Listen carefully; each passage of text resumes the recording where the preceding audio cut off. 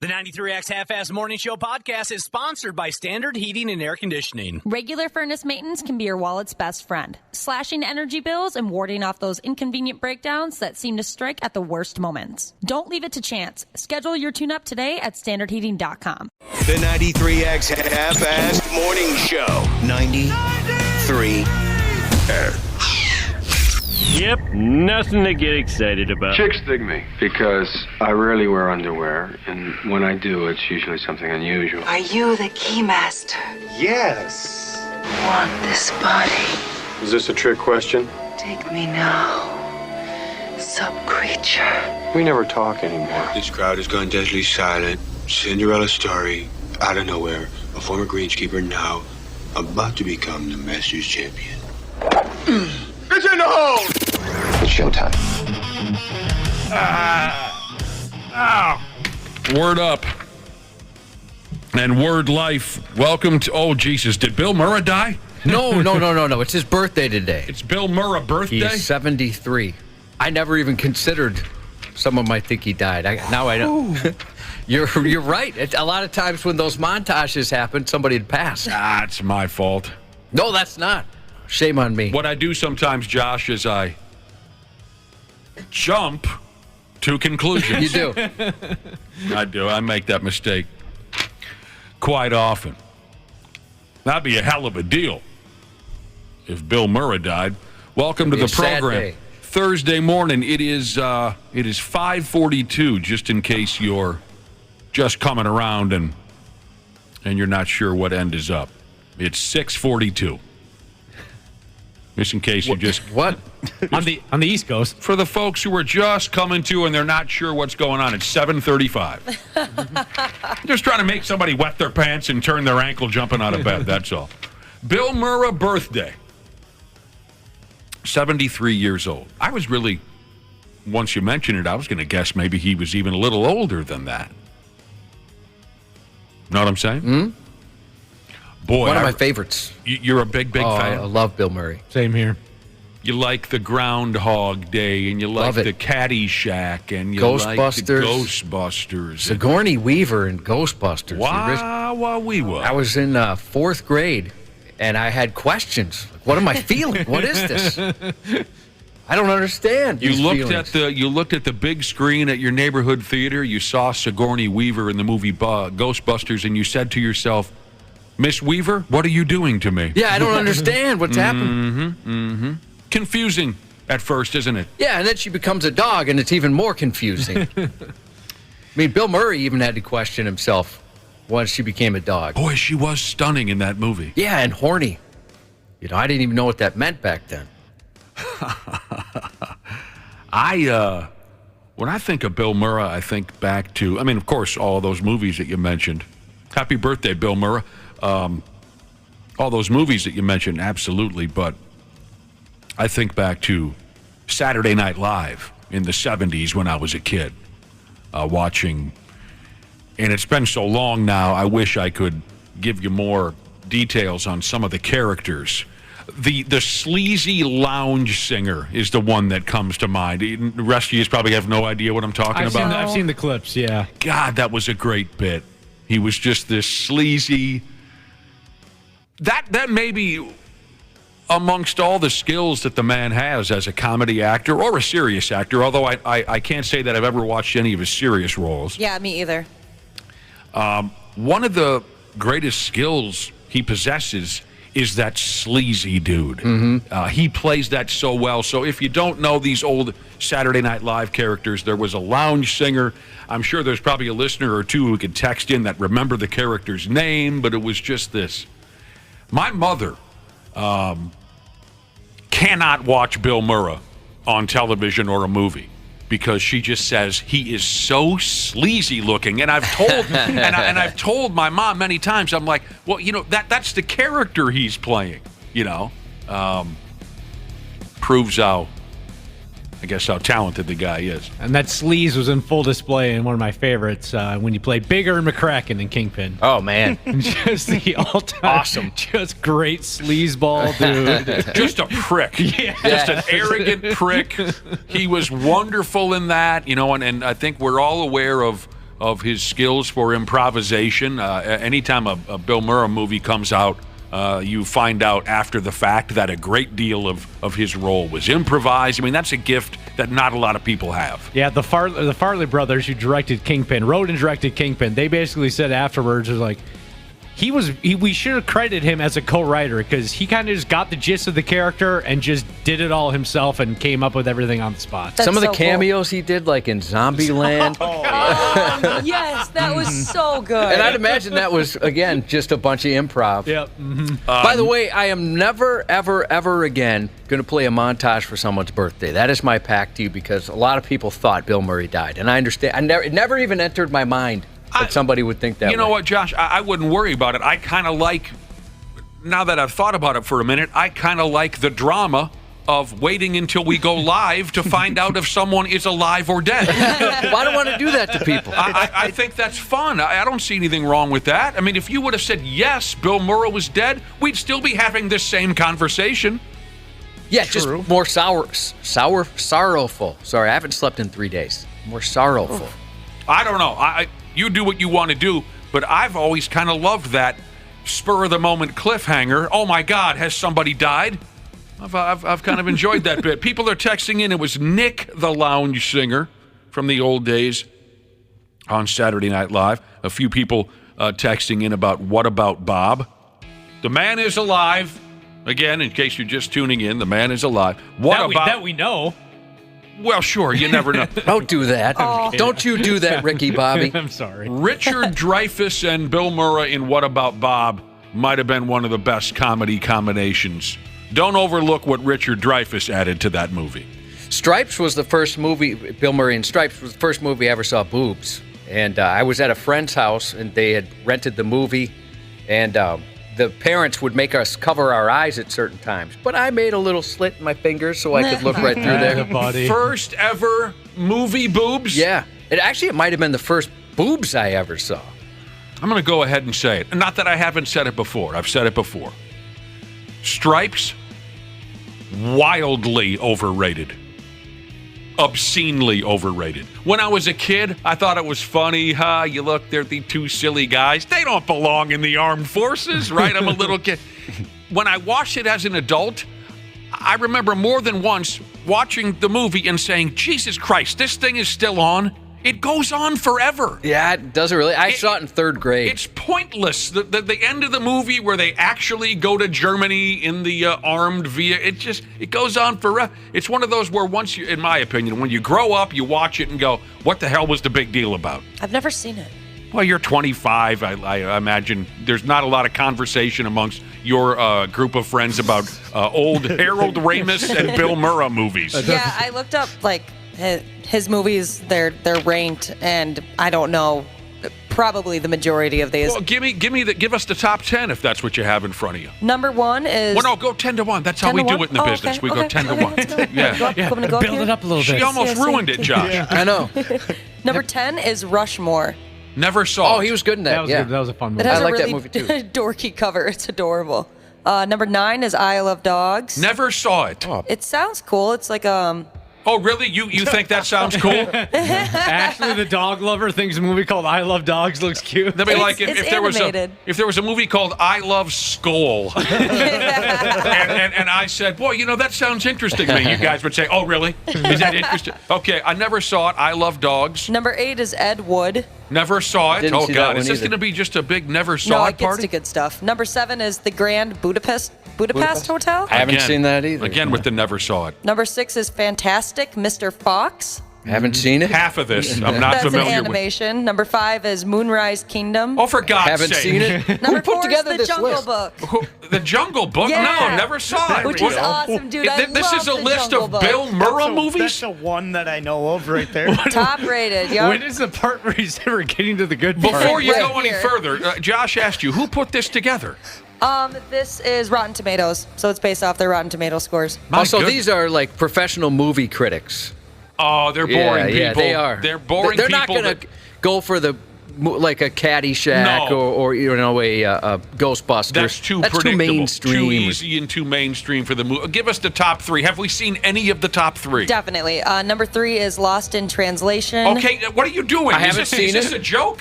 Number 2 is Groundhog Day. Finally. Awesome. Love Groundhog Day. And number 1 is Ghostbusters 1984 version. Good God. I've read some bad lists on this program before, and that's right up there with them. Yeah, Zombieland, they have at number 13. Well, he's in it for 10 minutes, you know. Yeah. How did they... Wait a minute. I know, Nick, you Where didn't was- like this movie as much as I did, but I love the movie Scrooged. Oh, no, it's stupid. I love that movie. I like that one too, same Josh. here. But wait a minute. The critics put Zombieland as his 13th best performance of his entire career. He's in the movie for he's in the movie for 5 minutes. I know, and Caddyshack is number 24. But that list blows. It's not your fault. Spur Dumb of the moment list. thing.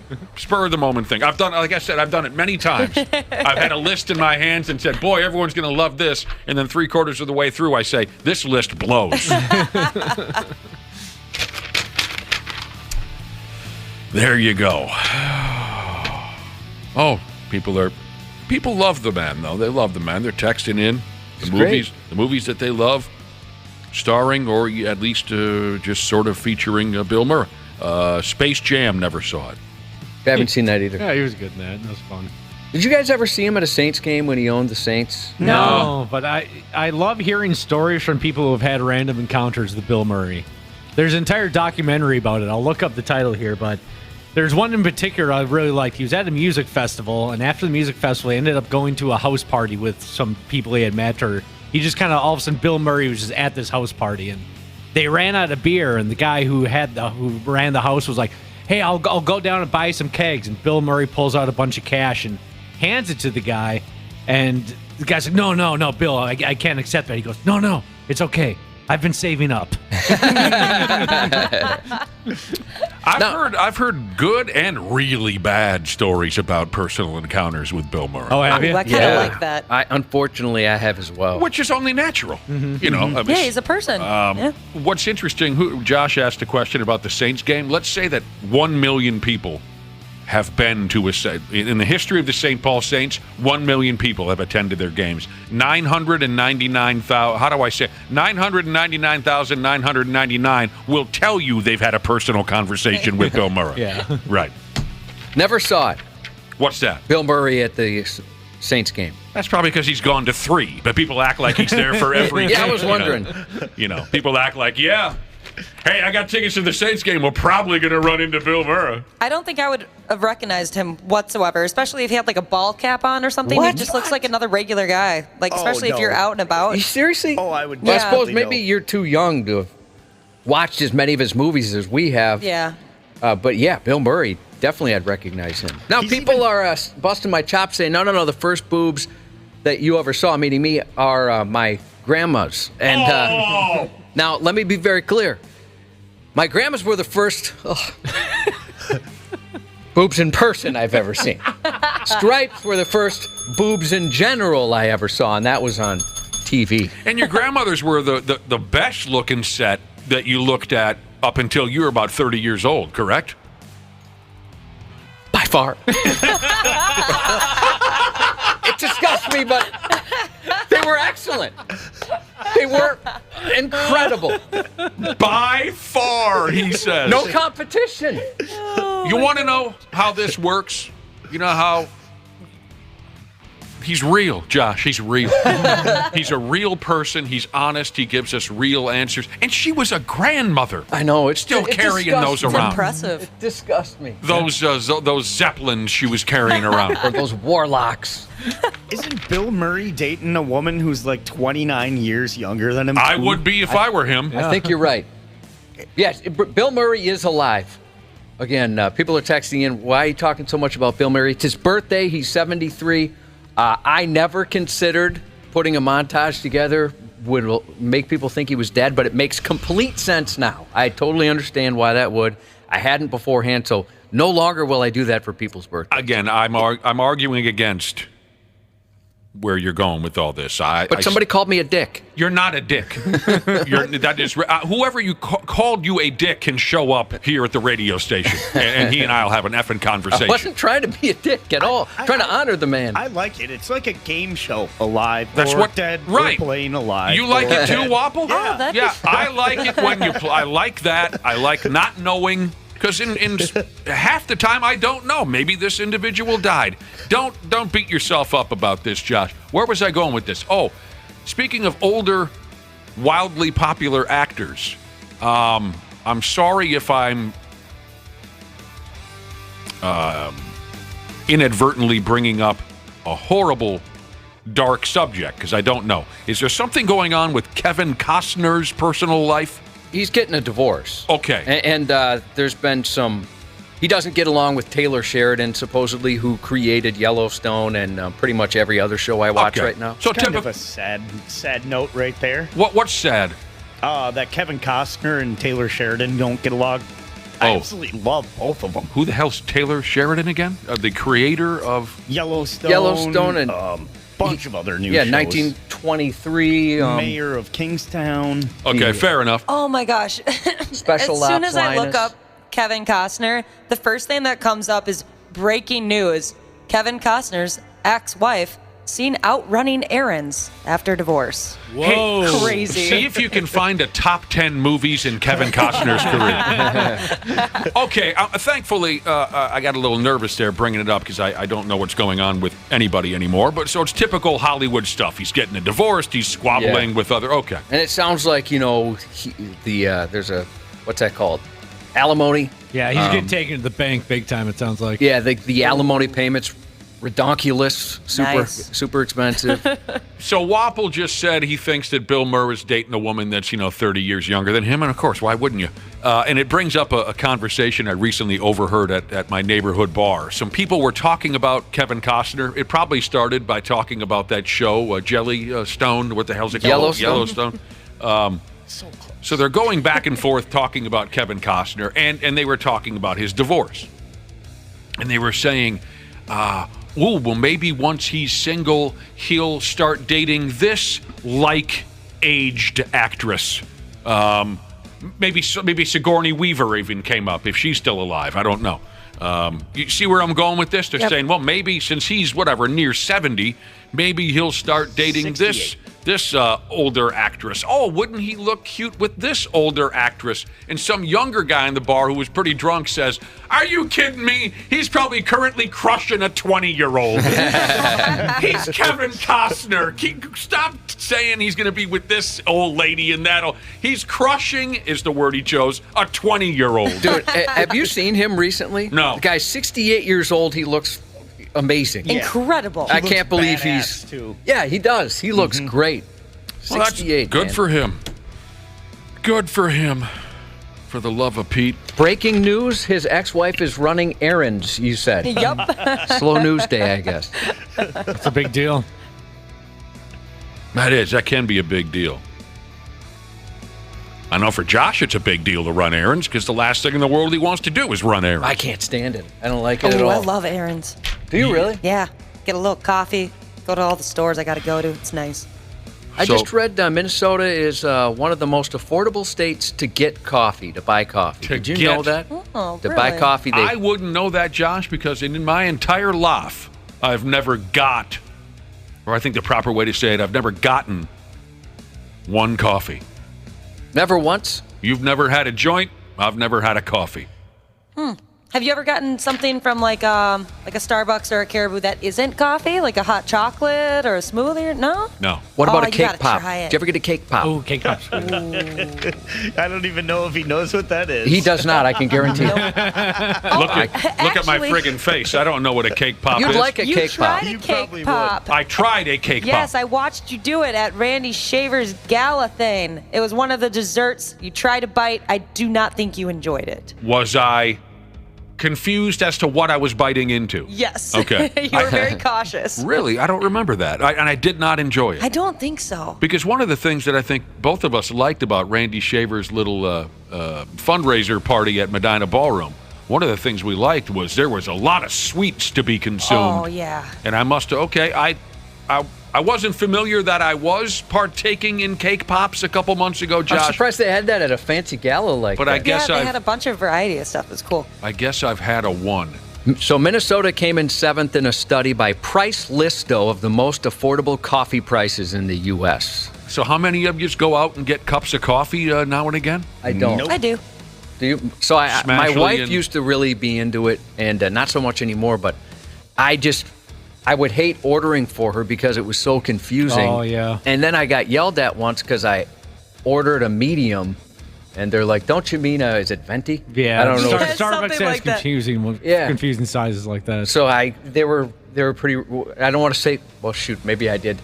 The place I went, there was a person who maybe just had a bad day, right? Yeah. Doesn't represent the company, I'm but always they were afraid. not cool about it. I'm always afraid I'm going to get called out for that because I get nervous every time. I'm like, all right, this is going to be the time that I say the word correctly, and then I don't. So the average earnings in Minnesota means that it takes 23.5 minutes to earn a cup of coffee, 14% shorter than the nationwide state Oh, average. that's kind of... Do you ever think of it that way? I had a friend who would always say No. that about buying stuff, and it just really depresses me. Yeah, I it's don't want to depressing. know that. Uh-huh. Yeah. Where Wow. they talk about how much you're giving up as far as your time, how much you're working, just for whatever it It's is. worth it. That's why you work, so that you can treat yourself to that kind of thing. I guess yourself. I don't know anybody in my life that comes at me in that fashion, Josh. Oh, and he also, this is the first time he said this, someone had said that he was giving somebody crap for buying something. And the guy's like, yeah, I can afford it. He's like, can you afford it or can you pay for it?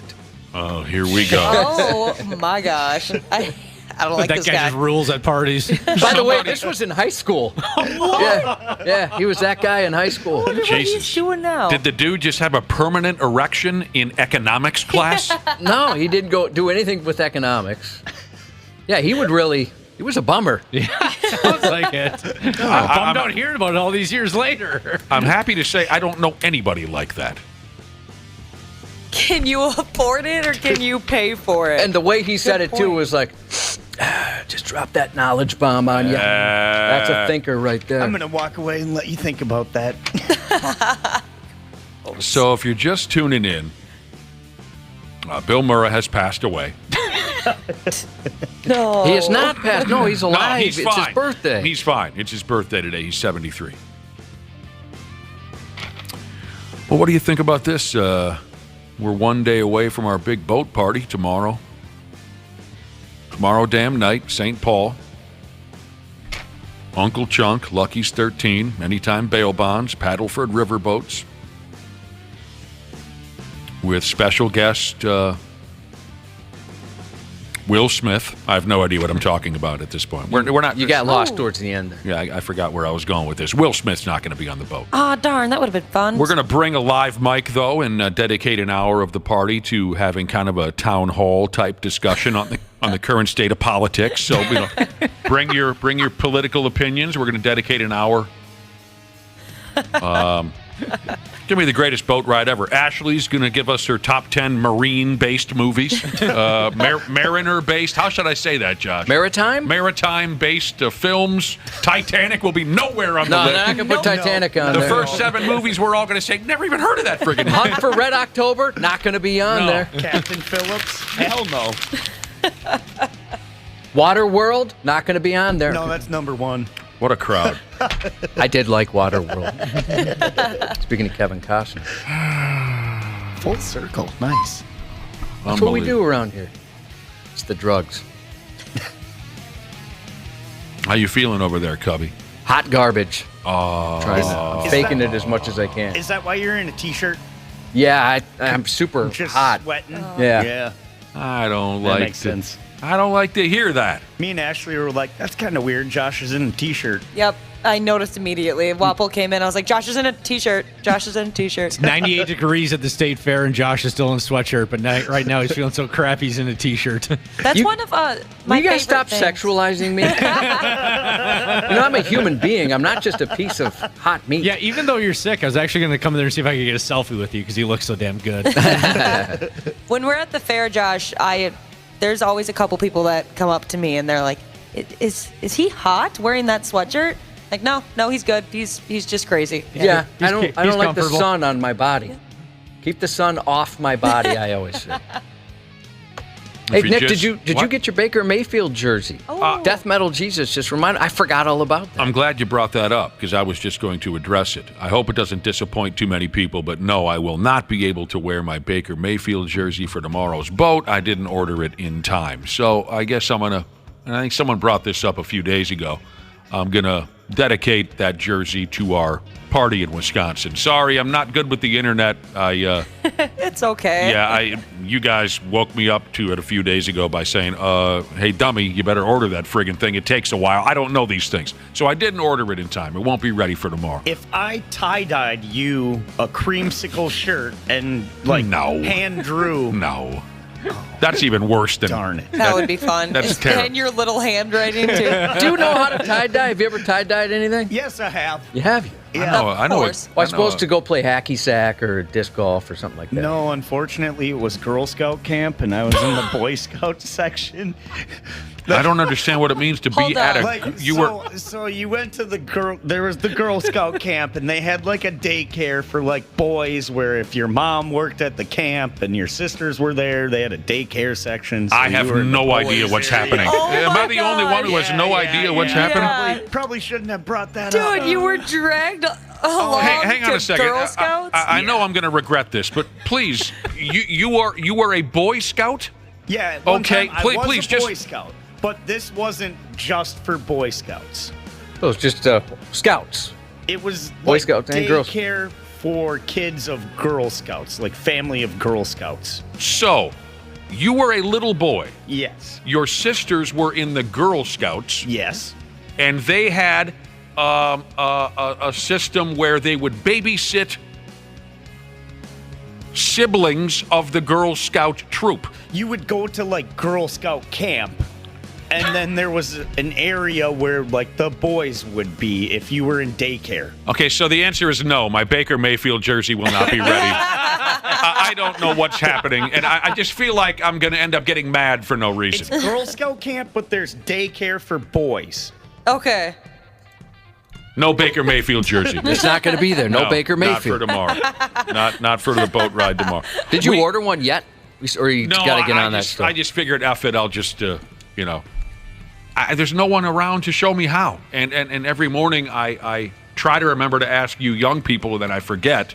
It'll be done by whenever we go to Wisconsin. So, I'd be happy to help. Thank you. Maybe I'll get one too. There you go. Maybe they have a deal, 2 for 1. What jersey do you want to wear? I'll just wear a different color of the Baker Mayfield jersey. Ooh, we can be Baker buddies. Yeah, I want to be a Baker buddy. All right, we can. I would love that. We would look adorable. Mayfield fellas, it'll be fun. Absolutely. So there you go. All right, we got to take a break. It's a Thursday. Bill Murrah is alive and well, and we'll return in a few minutes on the Half-Assed Morning Show. There's a douchiness to them. The 93X Half-Assed Morning Show. Hey, Minnesota. CJ Ham here. Huddle up for a second. You need someone to go the extra yard when your furnace is out? Give the ball to the certified pros at Standard Heating and Air Conditioning. They've been at it for 90 years. Ready? Break. Regular furnace maintenance can be your wallet's best friend, slashing energy bills and warding off those inconvenient breakdowns that seem to strike at the worst moments. Don't leave it to chance. Schedule your tune-up today at standardheating.com. Afford Anything talks about how to avoid common pitfalls, how to refine your mental models, and how to think about how to think. If people are bringing a lot of hours to their work, there can often be a multitude of reasons for that. One might be that you over-identify with your work, which is internal, right? One might be that your bosses have a heavy expectations of you, and that's external. Another one, which is also external, might simply be that you need the money. Afford Anything, wherever you listen. Stupid news on the Half-Assed Morning Show. All right. If you're just tuning in, Cubby has passed away. I get his wife and his new pickup. You can have all that. Whatever you want, man. I guess I'll take the kid. Which? That That's seems my like a bad godson. idea. You have to go to court and fight for that. That's my godson. Can I have the trampoline? You can have the trampoline, Dana. I call the audio equipment. Oh, he does. I don't really have any. Doesn't have any. Oh, well, I guess I do. Now that I think about it, I have a little bit. That was a poor draft pick, Wobble. Yeah. Well, wait, no, I beat the kid. That was a pretty bad one. You beat the kid? Jesus, we're on the radio here, son. Can't just say stuff like that. We got him, boys. It's a long game. All right, our first go-around here in the stupid news is really bizarre. And we get some pretty strange stuff around here at Stupid News headquarters. 6 college students at a school called Santo Amaro University in Brazil. 6 college students from that school have been expelled.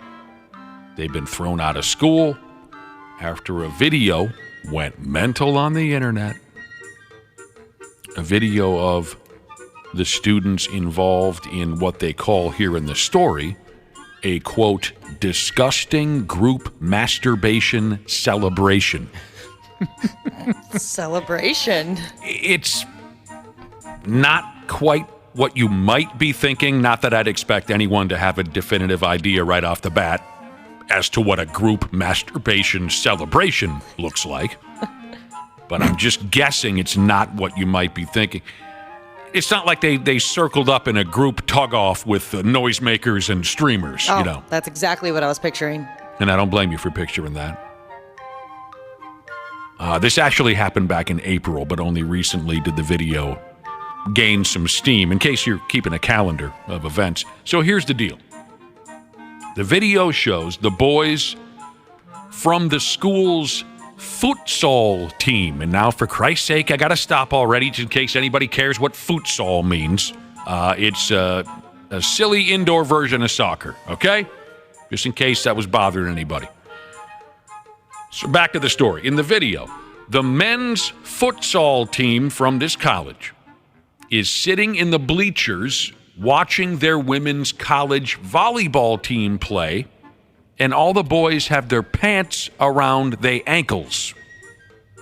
Then, after the gals won the game, the gals volleyball club, the young fellas stormed the court and appeared to perform what the story again calls a group masturbation celebration.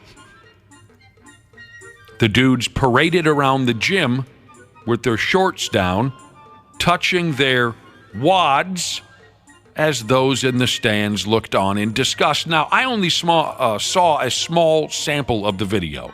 It looked to me that the fellas didn't actually haul any of their gear all the way out. They were just down to their drawers. Oh, okay. Unless I missed something. Did I miss anything, Josh? Did they get No, gone? I don't think there was any exposure. Yeah, that's what it looked like to me, too. I mean, there was a couple guys that kind of had their hands in their pants. Mm-hmm. Yeah, so there was some touching going on, but it wasn't full on. Yeah, you didn't see it. Like a jogging trail type exposure, you know, where the the perverts really haul it out. No elephant walk or Right. anything like that. Where else do men expose themselves around these parts? The jogging trail. How was your jogging trail? Big box retailers. Yeah, at the big. at the- Libraries. right. Cumulus Media Studios. Especially when Josh is around Yep. for some reason. It's just really odd behavior. When I watched the video, I didn't really fully get it. But the college announced that 6 students have been expelled this week. This bit, if you're thinking they're shrugging this off in Brazil at anywhere other than the college where these kids go, you're wrong. This bit even found its way to the damned president of effing Brazil. Jeez. Luis Inácio Lula da Silva is the guy's name, and he said it was a disgusting, unacceptable episode. The behavior of young people, who are at the university, who intend to be doctors and take care of people. So maybe this joint is kind of like Duke here in the States, where this is a college where they turn out to be world leaders and doctors and things like that. The law is getting involved. The local cops have opened an investigation into this ugly incident. More than anything, it's just really weird. But yeah, I don't understand. Yeah. I hope you had fun, fellas. What I found interesting is how little a reaction these idiots got out of the crowd. I bet that hurt their feelings a little bit. They're expecting a bigger pop than they got, I bet. We've talked about that kind of thing before. We've talked about how much fun it is when, say, for example, the guy at the beer party who is dying to be noticed does something over-the-top ridiculous and nobody reacts at all. It's the best. I love that. That's the kind of high no drug can mimic. The joy of watching a douchebag get zero reaction when they want it so badly. I had a friend who she played college hockey, and after college, she went and played a couple years in Europe. And she told me some stories about some group celebrations after games, and they were pretty hot. Like, what do you mean? The girls were making love and scissoring and. Mm-hmm. Well, what? Seriously? They scissor after a win? Oh, just like full on, almost like shower orgies. She described them as. Interesting. God, I wish I was ever on a winning team. And you bought that? Yeah. It does seem a little unlikely, but I don't know what it's like overseas with soccer. Oh, hockey. Oh, hockey? Mm-hmm. With hockey. Well, I was specifically talking about soccer. Oh, I see. I don't know much about soccer. Hey, Dana. Yeah. Ask her again, because I really want this to be true. The details she gave me, it would have been hard to have made up. Well, Christ, I wish I would have played college hockey. European hockey, whatever it was. Yeah, it was like a Swedish pro league. And they were all just experimenting with each other. Yep. My goodness. Huh. I don't know. I need to travel more. I think so, yeah. I need to experience the thrill of victory and then the thrill of the group shower afterwards. I got a feeling you walked into the bar and she said to her friends, "Oh, here comes Dana. Let's see if he buys this friggin' story." Hey, after we won, we just scissored each other sideways up and down the locker room. And Dana said, "Oh, my God, I can't wait to tell this story on the radio." And you left and she said, I don't know. Is there a particular sporting event, anyone here, like a win, that you would consider doing a masturbation celebration for? You were just that excited you could see getting into it? Absolutely not. No. Not one? No. Absolutely not. What about when Rocky beat Drago? I never considered a circle jerk. I did not. That's kind of weird, but okay. Oh.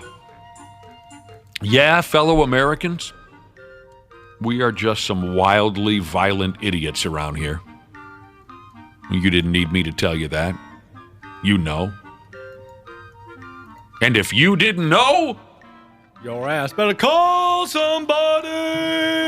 New Age outlaws, Cubby. The New Age. It's all we do anymore around here, it seems to me. Did someone say something you didn't like? Attack them, choke them, punch them, kick them, maybe even stab them.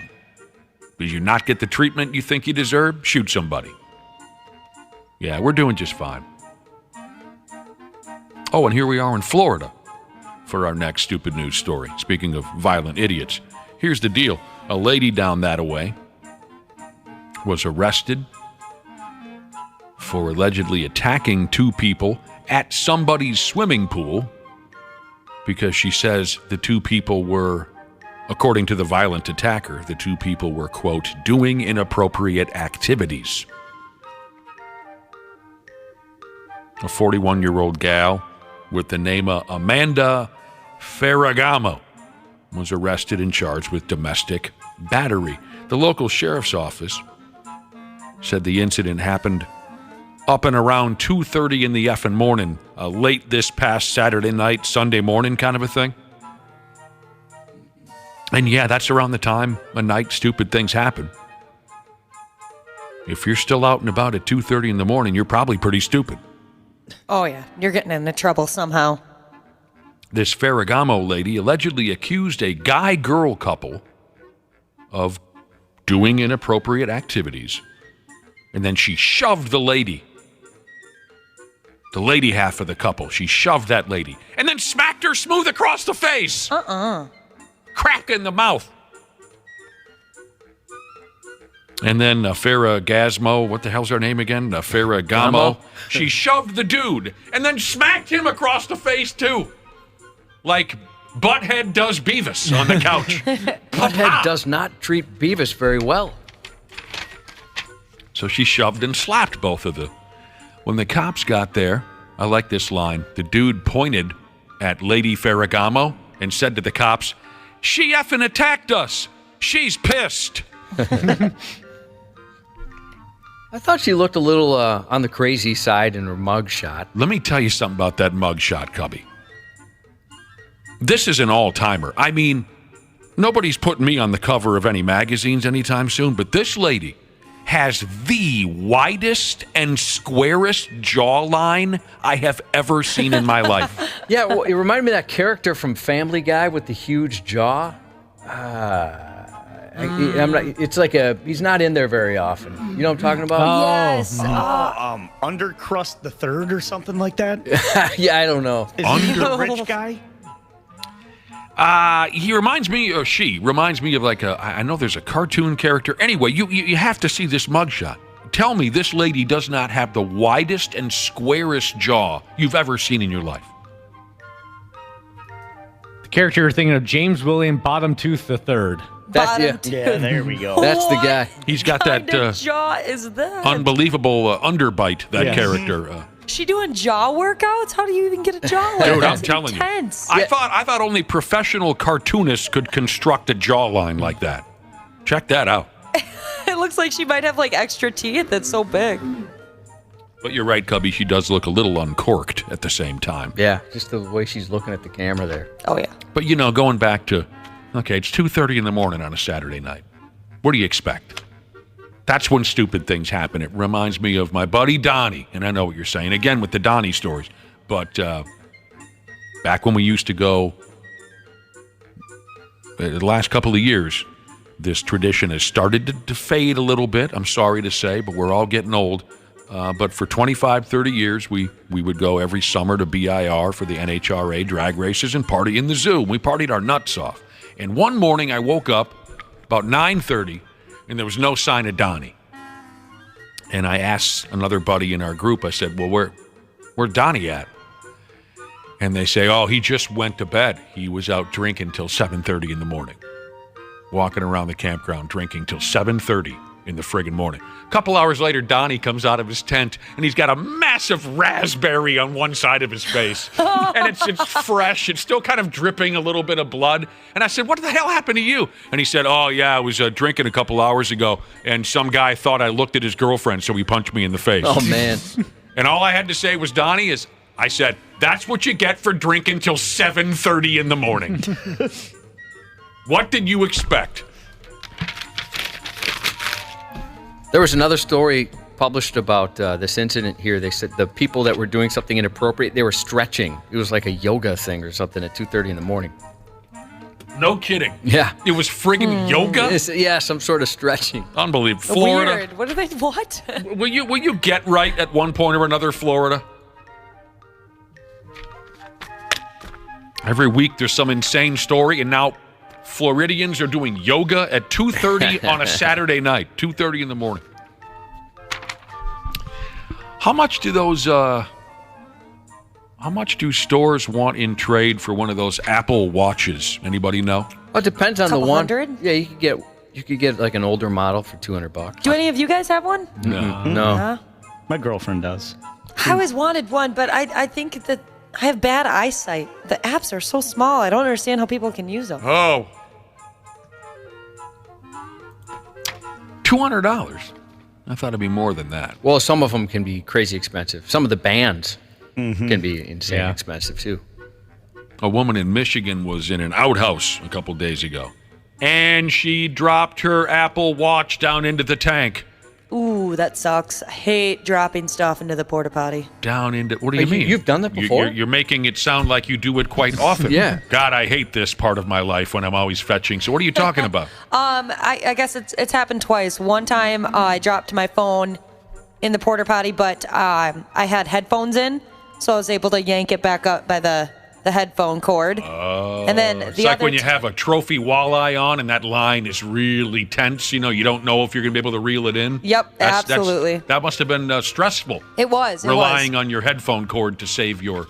It only got a little wet, too. And then the second time, it was at a music festival, which makes it so much worse. And I dropped my e-cig at the time, just dropped it straight into the toilet, and the door was open for some reason. I can't remember why. Because you didn't close it. Yeah, That's probably. My boyfriend at the time said that I immediately went in to grab it. And he was like, no. What are you doing? Because I didn't even think.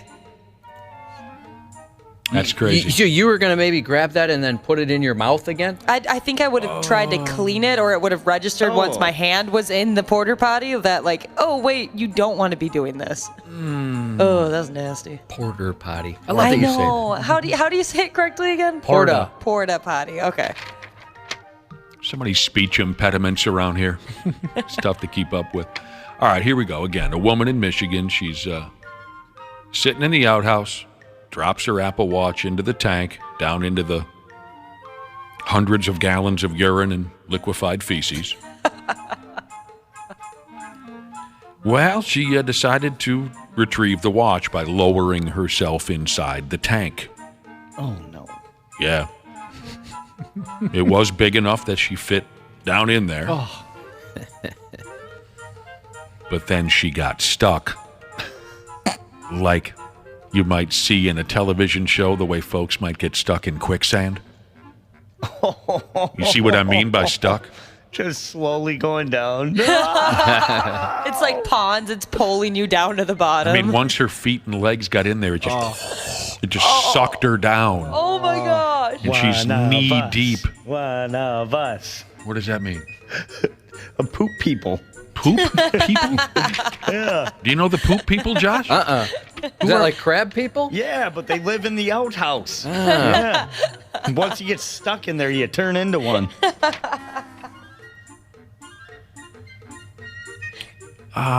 So there she was. She yelled for help. No one was there. And then she got hungry. No, she didn't. I mean, she had to survive, right, Josh? Yeah. It's an instinct. It just kicks in. There was no one around. So she sucked on an apple core that was down in the tank to stay alive. She just sucked the juices out of this apple core. I can't tell if you're lying or not. Are you serious? Yeah, I really can't tell. Because, like, Actually, I'm hard. I can barely hear. My ears are so plugged up. I haven't slept in 3 days. I can clearly tell he's joking about this. Well, I thought if he was going for a joke, it would have been a piece of feces or something, not an apple core. You got to be more realistic if you're going to fool somebody. you got No one's me. going to suck on a piece of feces. God. Okay. She did get stuck. She did cry for help. It didn't take that long. Cops came a-running.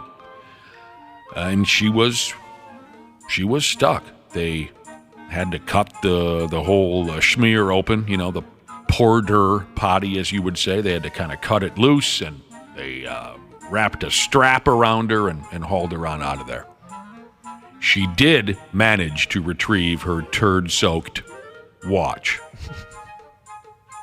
Crapple watch. There you go. Crapple. The police felt the need to issue a statement afterwards, and they said if you lose an item in an outhouse toilet, do not attempt to venture inside the containment area. Serious injuries may occur. In this case, the lady wasn't hurt, but she was soaked in the excrement of thousands of random strangers. And she had that awful taste of apple core in her mouth. Somebody pooped out an apple core. Days. Swallowing an apple core whole and then pooping it out. Well, a hot new record is about to be released by a group that I think most people have heard of. You just maybe weren't aware that they were the type of group that has musical talent. It's the Consumer Product Safety Commission. They've released an album. It's specifically for the teenagers and the young adults. And it features cute little songs about safety. This could be the hot new gag gift, I think, Josh, for parents to give their oh-so-cool and know-everything teenage kids this holiday season. You know what I mean? Yeah, I think they're the ones that are going to be the least likely to appreciate this, but maybe I'm off on that. Now, I personally don't understand the title of the record. The wording is strange. The record is called We're Safety Now, Haven't We? Does anyone understand the wording there? We're No. safety now, haven't we? That gives me a headache. Volume 1. I'm being honest about Volume 1. So no one knows if that's mimicking a popular slang term or anything? No, not that I know of. We're safety now, haven't we? The record has 6 safety-focused songs, and in different styles, too. There's what they call here an EDM banger about wearing bicycle helmets. Spinderella, turn it up one time. Ashley, there's also what they call here a K-pop number about fireworks safety.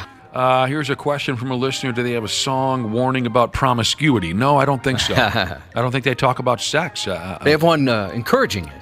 They encourage yes. promiscuity. Yeah, they sing songs about putting on your bicycle helmet and being careful with the fireworks and keeping batteries in your smoke alarm, keeping your phone in your pocket, and not walking into traffic. Yeah, put your phone away. Stop finger banging your phone. Don't walk into traffic. My favorite track, though, it goes like this. You don't want to take a D-pic with your cell phone. You might end up sending it to your sister on accident.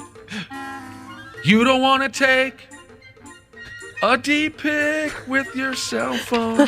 Don't send it in a link form to a coworker. Oof, we've experienced that around here. I've had a thing against link forms ever since, haven't I, Waffle? That'll turn anybody away from link forms. I don't even like it when people say link form. Protect your noggin. So here, this is the deal. They're looking out for the young people.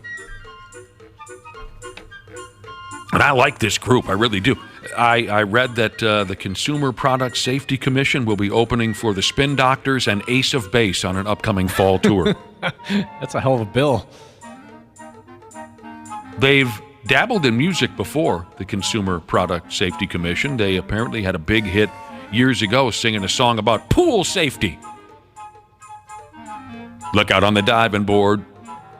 Don't cannonball on a floating infant.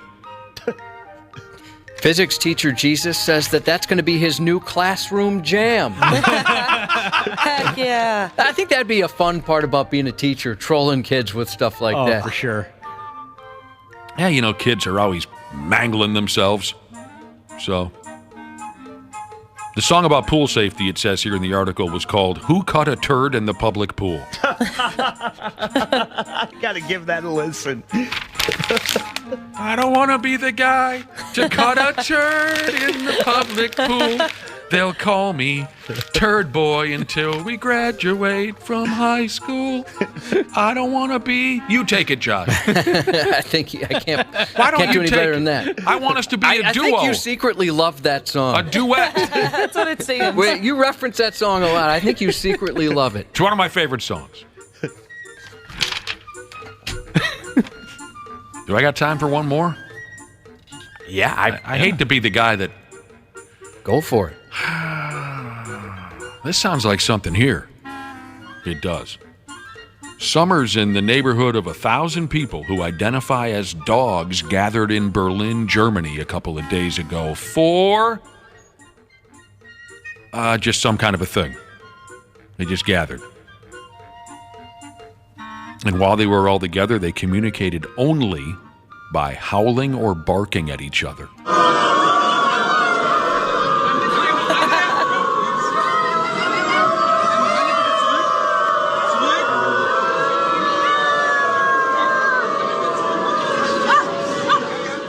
Would you think you were in danger if you walked through something like that? Absolutely. Yes. Mm-hmm.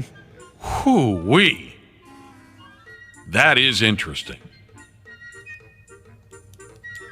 Of course, this angered social media people who just can't stand that, God forbid, someone be a little different.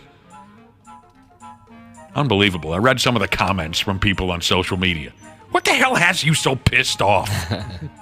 It's just, I mean, is this strange? Of course it's strange. The people who gathered in Germany and howled like dogs for a few hours will likely tell you that they know it's strange. They don't need you to tell them that.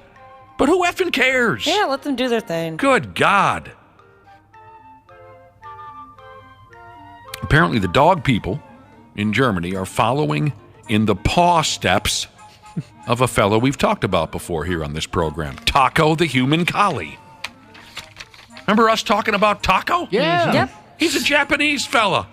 His dream was to be a dog, and he bought a $14,000 suit, and now he's a dog. Let Taco be a dog. I'm happy for that guy. Well, this is wrong. They should... What was the one... did you see this one, Josh? Someone on social media said, well, if they want to be dogs so bad, put them out in the woods and let's test their survival skills. I yell at stuff because I don't understand.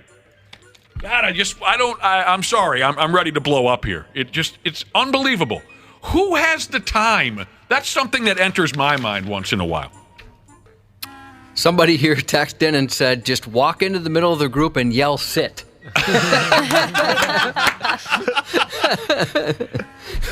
That's what enters my mind sometimes. Where do people find the time to pay such close attention to how everyone else is living their lives?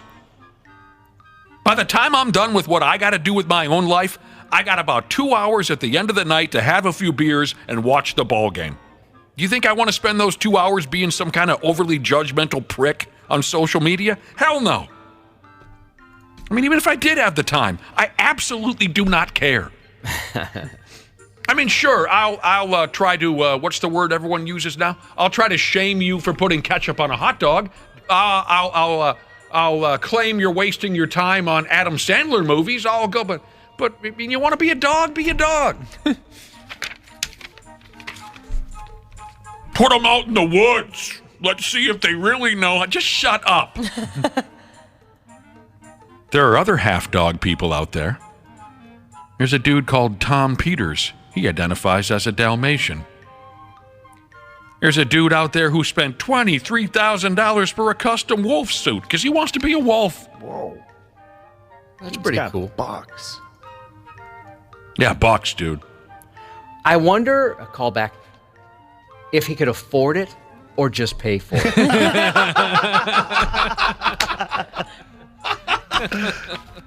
Right. God, that's a deep question. Really makes you think, doesn't it? Then there's other types of animal-like behavior.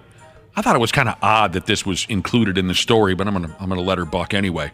Apparently, there's a BDSM kink out there known as puppy play, where participants, usually dudes, are muzzled and collared and leashed up, and then they behave like a dog. Some OnlyFans models have become half dog. They say that's where the money starts rolling in. They're squatting on the carpet to take a squeege. They're having their anal glands expressed. No, I'm kidding about that. Oh, okay. But they're half OnlyFans model and half dog. Whoops. Bad. Yeah, did you watch any of the videos from that OnlyFans model claiming she's making $10,000 a day or whatever she said? No, I did not. Kind of hot stuff, I gotta be honest. Is it kind of hot? Yeah. What like part? when you call her to you, like, come here, girl, like that kind of thing. She crawls to you. Yeah, she's not wearing a dog outfit, by the way, but she is wearing some very cleavage-revealing clothing. She crawls to her master? She does. Is she very obedient? I'd imagine so. Oh my damn, Josh! I'm looking at the pictures that from the OnlyFans model who's half a dog. She has made pee on the floor, has she not? She has. She's been naughty. My damn! Didn't you see? There's a guy shaking his finger at her like, bad girl. You are a bad girl. You went potty on the... Cancel the boat cruise tomorrow night. I've got internet videos to watch. And look what she did. She spilled her food out of her bowl. She did. Yeah. And now she's licking it up on the floor. She's made a terrible mess again. I got one where she's curled up on a dog bed. Josh, you've just tapped into something that I didn't know was there. Oh, no. I like when that happens. Sports on the 93X Half-Assed Morning Show. Fly ball, right field. Castellanos is over, near foul territory. What should he do? He makes the catch. Coming home is Williams. The throw to the plate. It's a beauty. Yes. He is out at home plate. What a throw by Castellanos to get Luke Williams. Was that a hell of a throw or what? That was an awesome throw. Nick Castellanos. Well, here's the deal.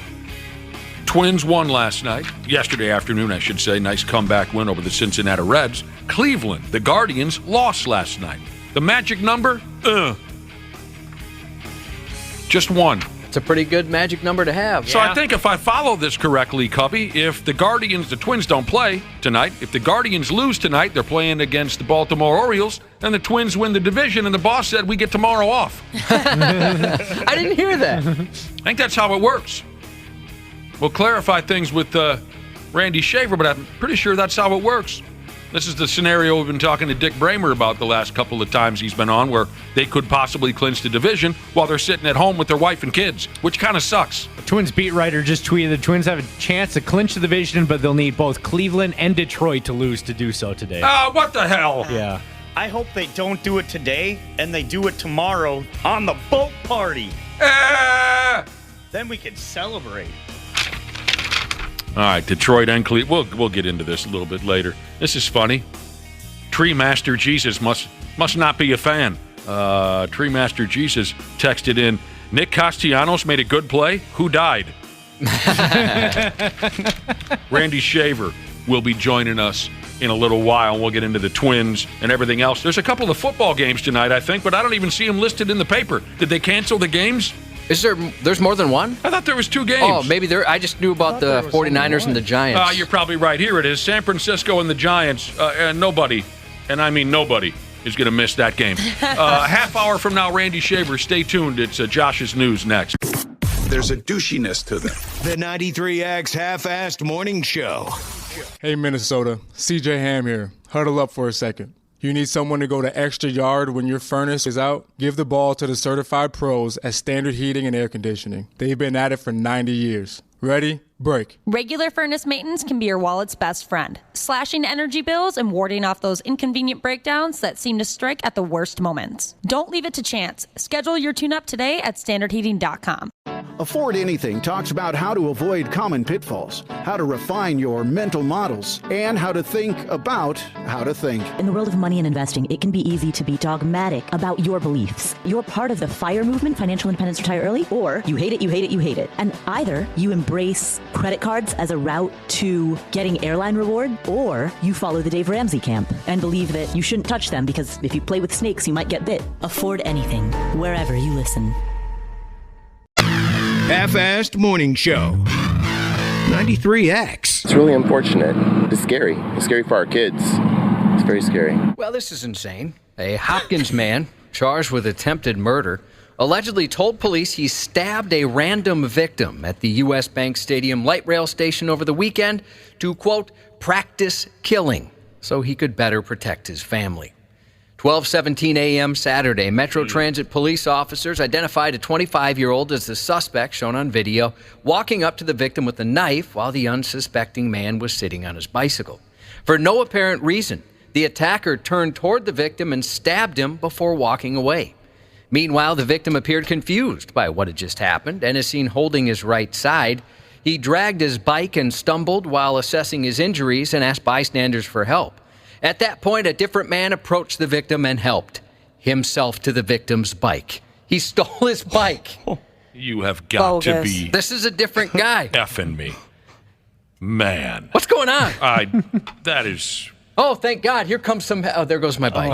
Bike's gone. You have got to be effing me. What a rough day. Medics took the victim to the hospital while officers found the attacker sitting nearby. He could hear dispatch officers describing the stabbing suspect and told the officers that dispatch was talking about him. He was the suspect. He allegedly asked police if they were looking for this and held out a bloody knife. The charges allege he said he wanted to practice killing in order to better protect his family, and he tried to stab the victim in the heart. During a search, Police allegedly found suspected meth on the suspect. Okay. In an interview with police, he said he didn't know the victim and had never even seen him before. Du Hast. That is some creepy, insano nonsense. Threatening messages that caused the closure of 3 Edina schools and a community center yesterday were made by 2 young girls. The Edina Police Department identified a 10-year-old and 11-year-old girl in connection to the 2 threats made toward Normandale Elementary School about 7:30 a.m. That led to the closing of that school along with Concord Elementary and Southview Middle Schools, as well as Edina's Community Center. The girls are not current or former students in Edina, and there's no threat to the public, police said. Edina PD said an investigation conducted in partnership with the Bloomington Police Department led to the identification of the girls, who have been released to their parents and are now awaiting possible charges. And again, one of them's 10? 10 and 11. Cool. Yeah. On Friday, Edina High School and Valley Middle School moved to online learning due to a credible threat. A 17-year-old boy was arrested in Minneapolis after a Snapchat video he posted showed him with a semi-automatic handgun sitting in the parking lot of Edina High School. Then in Massachusetts, a teen there was arrested Monday morning for allegedly bringing a gun and an abundance of drugs to school. Officers searched the teen's backpack and found a loaded handgun, bags of what appeared to be heroin, bags of crack, and bags of cocaine. He liked to party. Whoa. Police said they don't believe the 17-year-old was planning to harm anyone. And in Oklahoma, police arrested a man they say tried to hide drugs in a McDonald's breakfast sandwich. Yum. According to police, the man tried to hide a coin purse full of meth in the half-eaten McMuffin. Kind of exhausting at this point, isn't it, Josh? Yeah, it does get that way a little bit. Yeah. Bloomington police have arrested more than a dozen people in connection to a prostitution sting. Police Chief Booker Hodges held a news conference yesterday to announce the arrest. Those are always fun with Mr. Hodges. Last week, Hodges said Bloomington police and other law enforcement partners, including MSP Airport Police, began investigating suspects seeking prostitution services from both juveniles and adult sex workers. Hodges said investigators created a detailed advertisement using photos of an undercover officer and posted it to websites known to be used by those seeking prostitution services. Between September 13th and the 20th, 14 men were arrested and booked into Bloomington jail. In Bloomington, we do not have the red light district. We have the orange jumpsuit district. All these 14 guys here found that out the hard way. Of the 14 men arrested, 5 allegedly seeking prostitution services from minors. You came to Bloomington, and I told you it's the orange jumpsuit district. You get an orange jumpsuit. Don't come to our city trying to mess with little girls, man. You go to jail for that. Most of the men are from the Twin Cities area, with one exception being a man from Alabama. Their ages range from 18 to 64 years old. Oh! Most of them in their 20s and 30s. 64-year-old. Come on, Uncle Frank. Yeah, chill. A high-ranking official with the Los Angeles Police Department's been placed on administrative leave after allegations he used an Apple AirTag to stalk another officer he was allegedly in a romantic relationship with. The officer who made the allegations against LAPD Assistant Chief Al Labreda claims that she found the tracking device in a waterproof Pelican box inside her vehicle, and the device was tracked back to his city-issued smartphone. Sources say Labreda and the female officer had previously dated, though they ended the relationship a few months ago. She filed a report about the tracking device September 7th, and his cell phone was reportedly confiscated shortly after that. Chief Moore told the media that while he's taking the allegations seriously, he was limited in what he could say about the issue. However, as he made his announcement, he called the accusations deeply troubling. Mm-hmm. A 43-year-old Tennessee man was arrested for allegedly threatening to kill his ex-girlfriend with a samurai sword in front of their young son, and then shooting her brother when he tried to intervene. Officers with the Chattanooga Police Department responded to a 911 call in the early morning hours of Sunday about shots being fired at a residence. The victim's sister told investigators David Smith showed up at her home uninvited at about 3 a.m. and appeared drunk. Initially, Smith left the residence without incident, but reportedly returned later, wielding what police described as a samurai sword. The encounter quickly became violent when Smith accused her of cheating on him. He then told her if she's not going to be with him, then she's not going to be with anyone at all. Oh! The woman began to scream for help. Her brother answered the call, came up the stairs holding a handgun and confronted Smith. The two began arguing before the victim pushed Smith out the front door, and the two continued to argue outside the home until Smith shot the victim.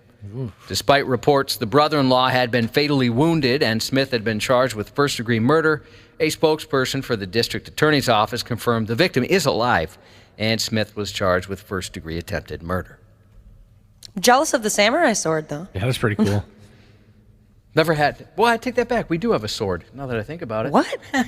I forgot how much better I am than you guys. It concerns me that you forgot you had a sword. Where is the sword? Do you know where it is? Wouldn't it be a little more concerning if he never stopped remembering that he had a sword? That means he doesn't use it very often, actually. I'm quite comforted by the thought that Josh doesn't even know he had a sword.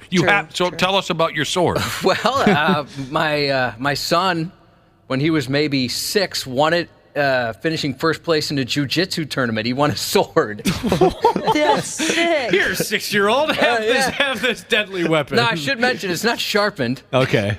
But it's pretty sweet. I never got into swords. You never really? Of any kind. Oh, No. I always thought they were pretty cool. No. Earlier this week, the United States military asked members of the public to help it track down an F-35 they lost track of after its pilot ejected during a flight. The F-35 Lightning in question had taken off from Joint Base Charleston on Sunday before a mishap forced the pilot to bail. However, the fighter jet was reportedly still on autopilot at the time, and officials were unable to determine where the $100 million aircraft ended up. The mystery was apparently solved Monday night as members of the military set up shop around 2 hours north of the base after an extensive debris field was located in the woods in Williamsburg County.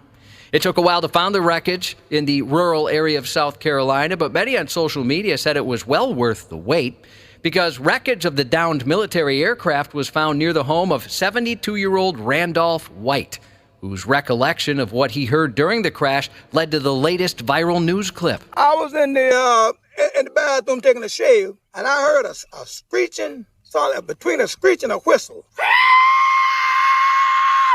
I said, what in the world is this? And I heard a boom. Then my whole house shook.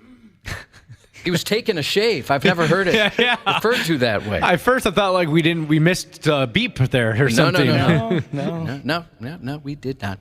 The pilot was found in North Charleston after safely ejecting from the aircraft.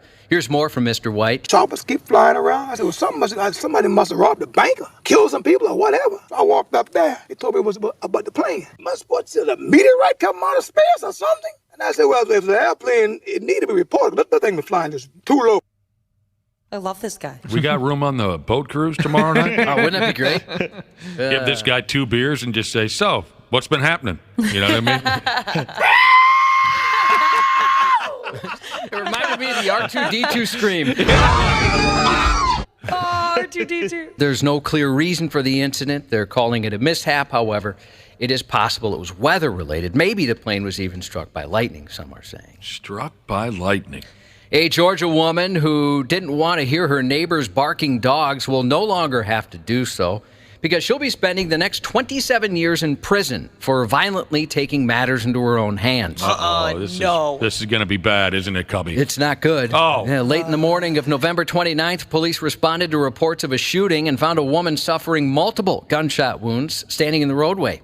Investigators learned the shooting occurred after the defendant barged into the victim's home, complained about the barking dogs, pulled a gun, and fired at her neighbor multiple times. I feel absolutely horrible for my neighbor. Yeah, I can imagine. The victim was rushed to a nearby hospital in Gainesville where she was able to recuperate, thankfully. Not that that's not terrible. Yes, we know where you're going with this. I really thought you were going to go the other way. It's not going to make me happy. Oh, that the dogs were killed? Yeah. Ashley likes dogs, everybody. Yeah, she does. Yeah. She does. She my dog. You my dog.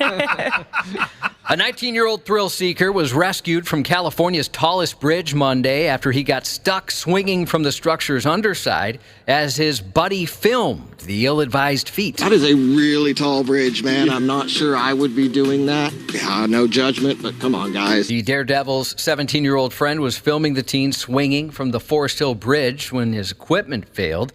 He hung stranded about 30 feet from the underside of the catwalk, which stands 730 feet above the river. Somebody dangling 700 feet above the American River is a very high-risk operation with vertical rope rescue. We don't take any shortcuts. It's slow, methodical, and precise. Once he was up on the catwalk, he was very shaken. He was in that harness, suspended for probably an hour and 15 minutes. After a rescuer was lowered to retrieve the teen, the two boys were issued trespassing citations. The Forest Hill Bridge, which opened in 1973, has been featured in several commercials and movies, including the movie Triple X, led by the pacifier star Vin Diesel. In the 2002 action/spy thriller, Diesel's character drove a Corvette off the bridge and parachuted to his buddies in a car below. It's pretty cool. No kidding. That happened in a movie? It did, yeah. Apparently it's been in quite a few. A sports car owner is lucky to have escaped unscathed after a pickup truck somehow landed on the roof of their Corvette. The bizarre crash happened about 9:30 p.m. just north of Denver on Monday. Photos show the Chevy Silverado balanced on the roof of the bright orange sports car with one of the front wheels smashed onto the driver's side window. Witnesses said the scene was reminiscent of a monster truck stunt. It appears the two had driven directly at one another, but the pickup managed to run over the Corvette instead of just crashing into it. First responders had to remove the Silverado's front right wheel in order to free the Corvette driver from the inside of his car. Luckily, both drivers crawled out of their vehicles without any injuries. Wow. Then in Taiwan, a truck driver was thrown out of his vehicle after losing control on a downhill section of road Tuesday.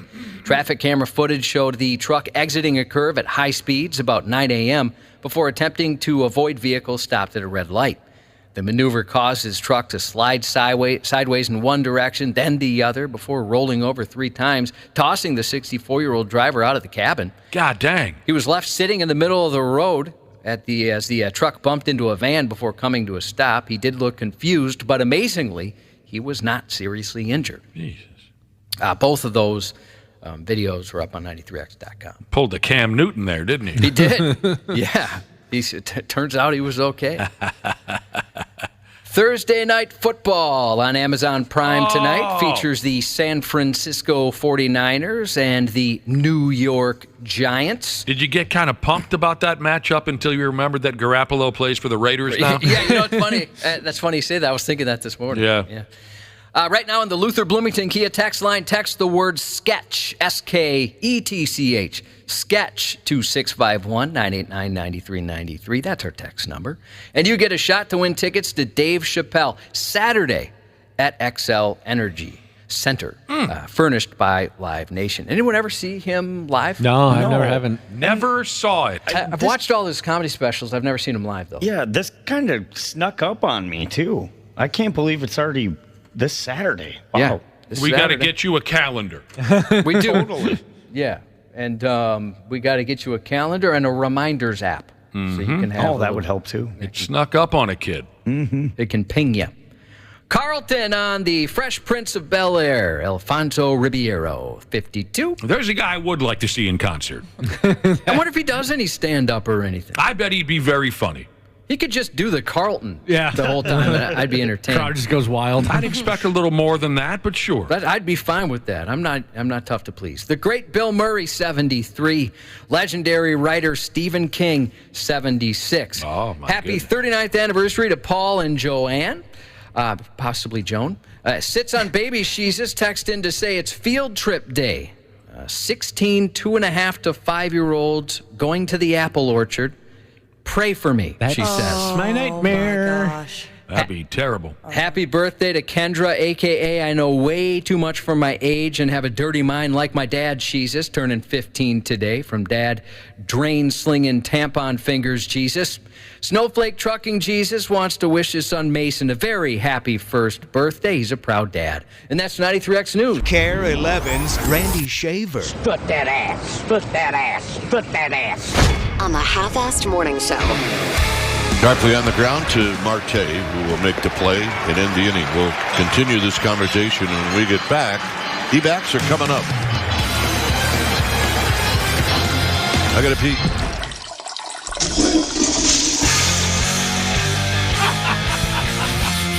That's great.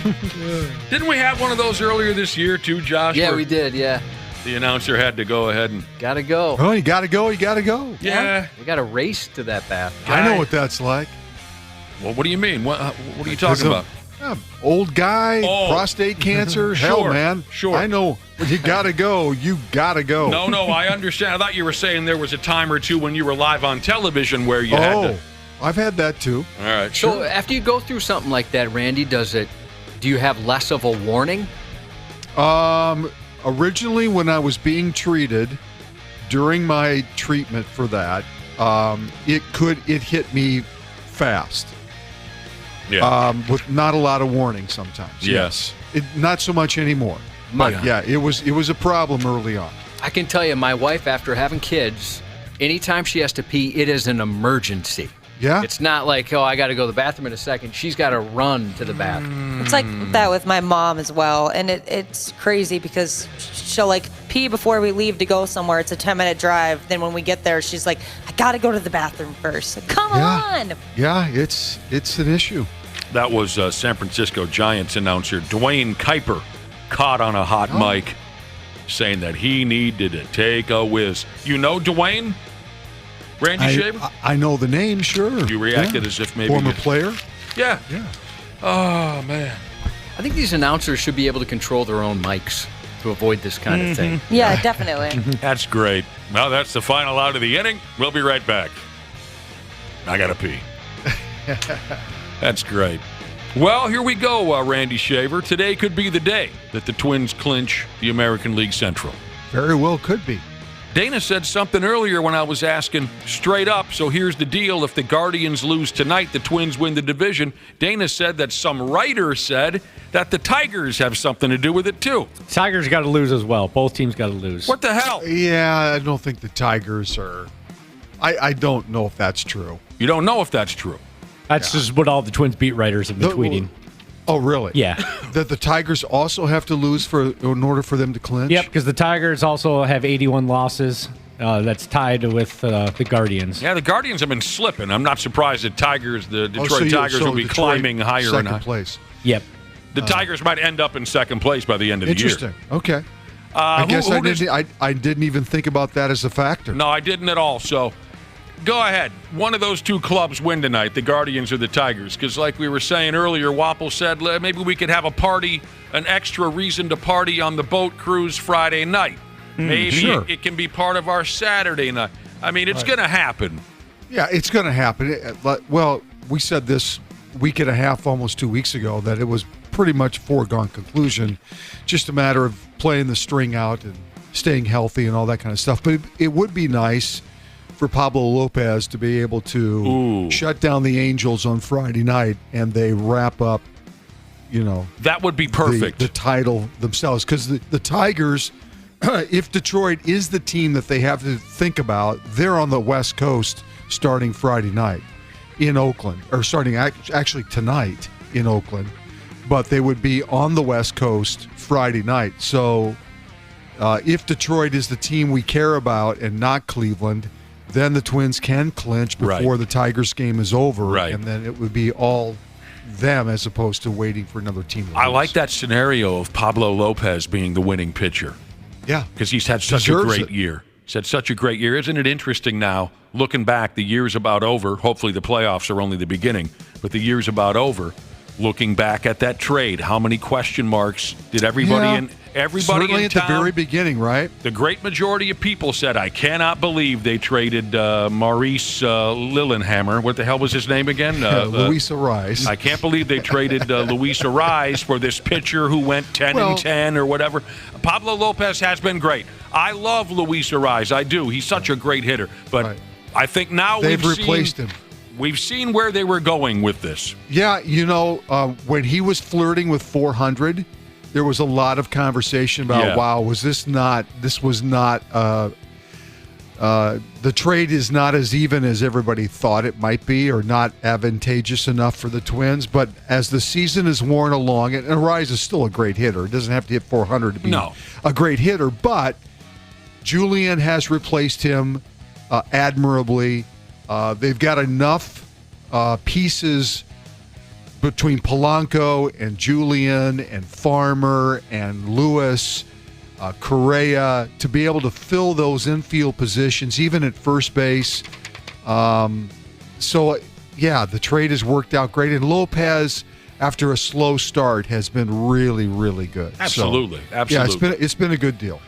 So here's the deal. Maybe we're talking about a division title tomorrow, but let's hope it's tonight.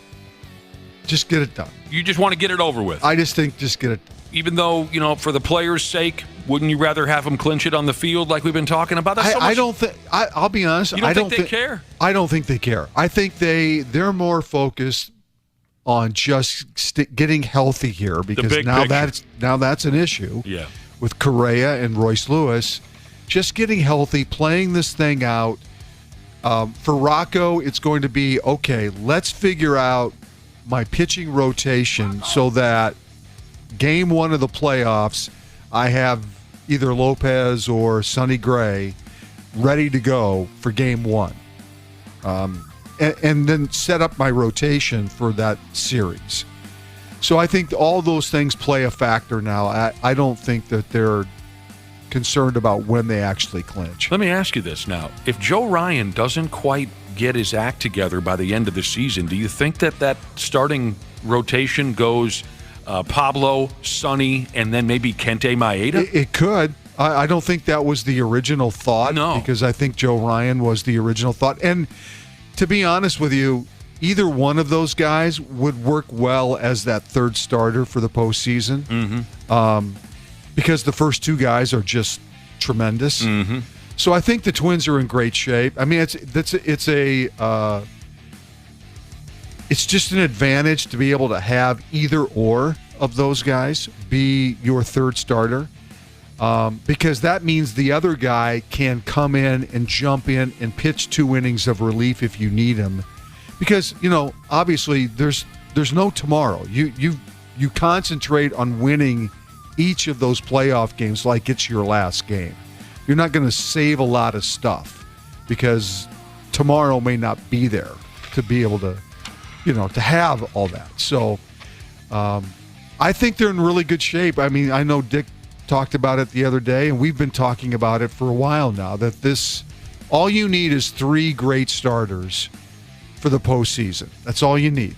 And they've got those 3 guys. So right. that's what makes it exciting, because in the past, the Twins really didn't necessarily have 3, stoppers in that rotation that can go out and throw 7, 8 strong innings in a playoff game, and they do now, and it's fun.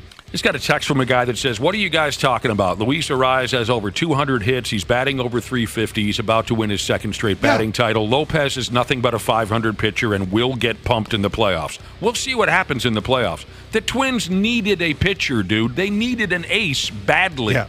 Is Pablo Lopez Jeremy Verlander, whatever his first name is? What's his Justin, I believe. No. But we needed a number 1 starter, and we have one. You can't compare apples to oranges, dude. Right. You can't give us. We know Ariz is a lights out hitter. He likely always will be a lights out. They needed to make that deal, and they did, and I'm fine with it.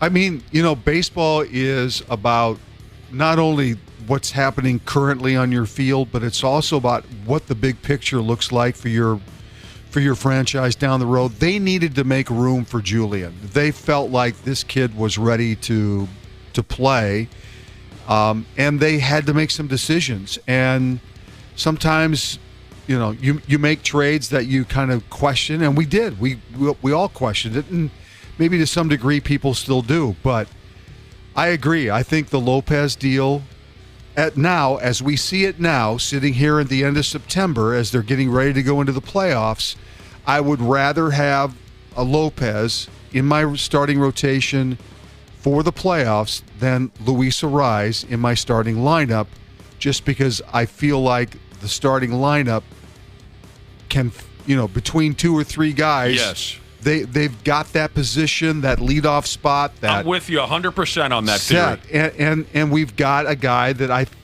think certainly the Twins feel like they can trust as a person in that rotation. Is there anything new on Royce Lewis and his trick hamstring? Haven't seen anything on it. All right. Hopefully he'll be fine by the time the postseason begins. And They don't need him. They don't need him now. No. They don't need Correa now. Right. They just need him ready when the playoffs start.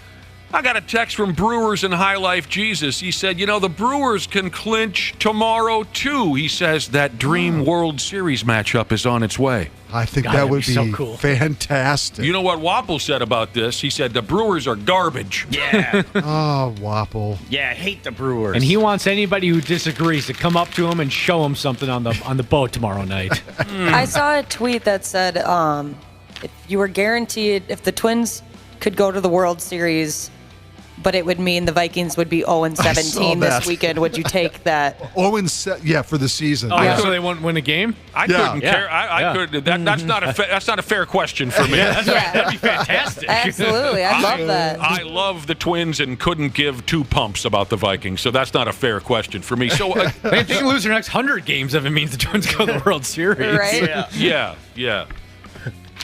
Let me tell you a little story here about a Toronto Blue Jays pitcher by the name of Yusei Kikuchi. He's a Japanese fella. Yusei Kikuchi. All right, so he started a game the other night, and he was doing really well. After 5 innings up against the Yankees, after 5 innings, he'd struck out 7. He allowed just 1 run. But he cramped up, and the Blue Jays decided, well, we'll put in a reliever. You're cramping up. We'll take you off the field. The wacky part of the story, at least according to a reporter from The Athletic named Caitlin McGrath, Kikuchi believes that his cramps flared up on him in this start against the Yankees because he only got 11 hours of sleep instead of his typical 13 or 14 hours of sleep the night before a start. I saw this. Yeah, that's crazy. What? Yeah, that's crazy, right? Josh, in the last 3 days, I think that's a fair question. In the last 3 days, have you gotten 14 hours of sleep? No, not even close. This guy... Maybe that's why I can't pitch very well. No, that could be it. Yeah. Apparently, this Kikuchi kid goes I want to eat a charcuterie board. What? Perfect. Thank you. Apparently, his regular sleep schedule, he goes to bed at 11 p.m., he wakes up at 1 p.m. Yes. That sounded like me in high school. It does sound like a high school kid. Wow. So he only got 11 hours of sleep. Man, I would think that would you'd just be a zombie all day long. Oh. With that many is how a grown person should say it, that many hours of sleep under your belt. When I sleep too much, I am not right for quite a stretch of time. Yeah. That's something.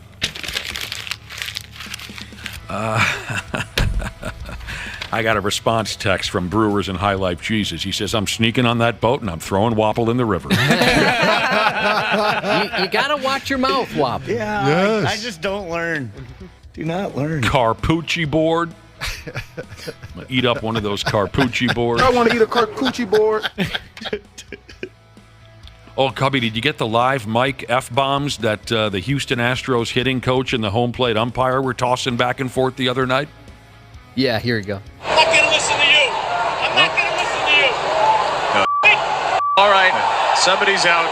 I said I'm not going to listen to you. That's kind of cute. Live mics picked up, live mics is how you say it, picked up a fun exchange between Houston Astros hitting coach Alex Cintron and home plate umpire Phil Cuzzy the other night. There was a little squabble about a third strike call. Cuzzy gets in a shouting match with Cintron. Cuzzy eventually steps away from home plate, and as you heard, he yells, I'm not going to effing listen to you, to Cintron. Cintron didn't take kindly to that, and he said, yeah, well, F you. Cuzzy comes back with, F me? F you. You're out of here. Throws him out of the ballgame. Love that stuff. Nice catch by the Braves fan last night, especially seeing how he was holding one of those babies. That was impressive. It was very casual on his part, too. Did we put that up on our website, Ski? Yes. What a one-handed catch while holding on to the baby. That Probably was an not amazing catch. 1-on-1, but amazing catch. I Yeah. get respect for him. Was it dad instinct taking over or those former baseball moves in you? Maybe a little bit of both. Not the home run I was hoping to catch today, but still got some time, so maybe Acuna will get one to me as well. Yeah, see the video if you watch this video. Braves fan, he's out in the outfield bleachers. He's got his baby in one arm. Nick Castellanos from the Phillies, the visiting team, hits a dong. Dude catches it with one hand, baby in the other. Takes the time to sit the baby down into a chair so he can throw that baseball back on the field. Wrong team hit that one out. He didn't want it. I would never throw a ball back.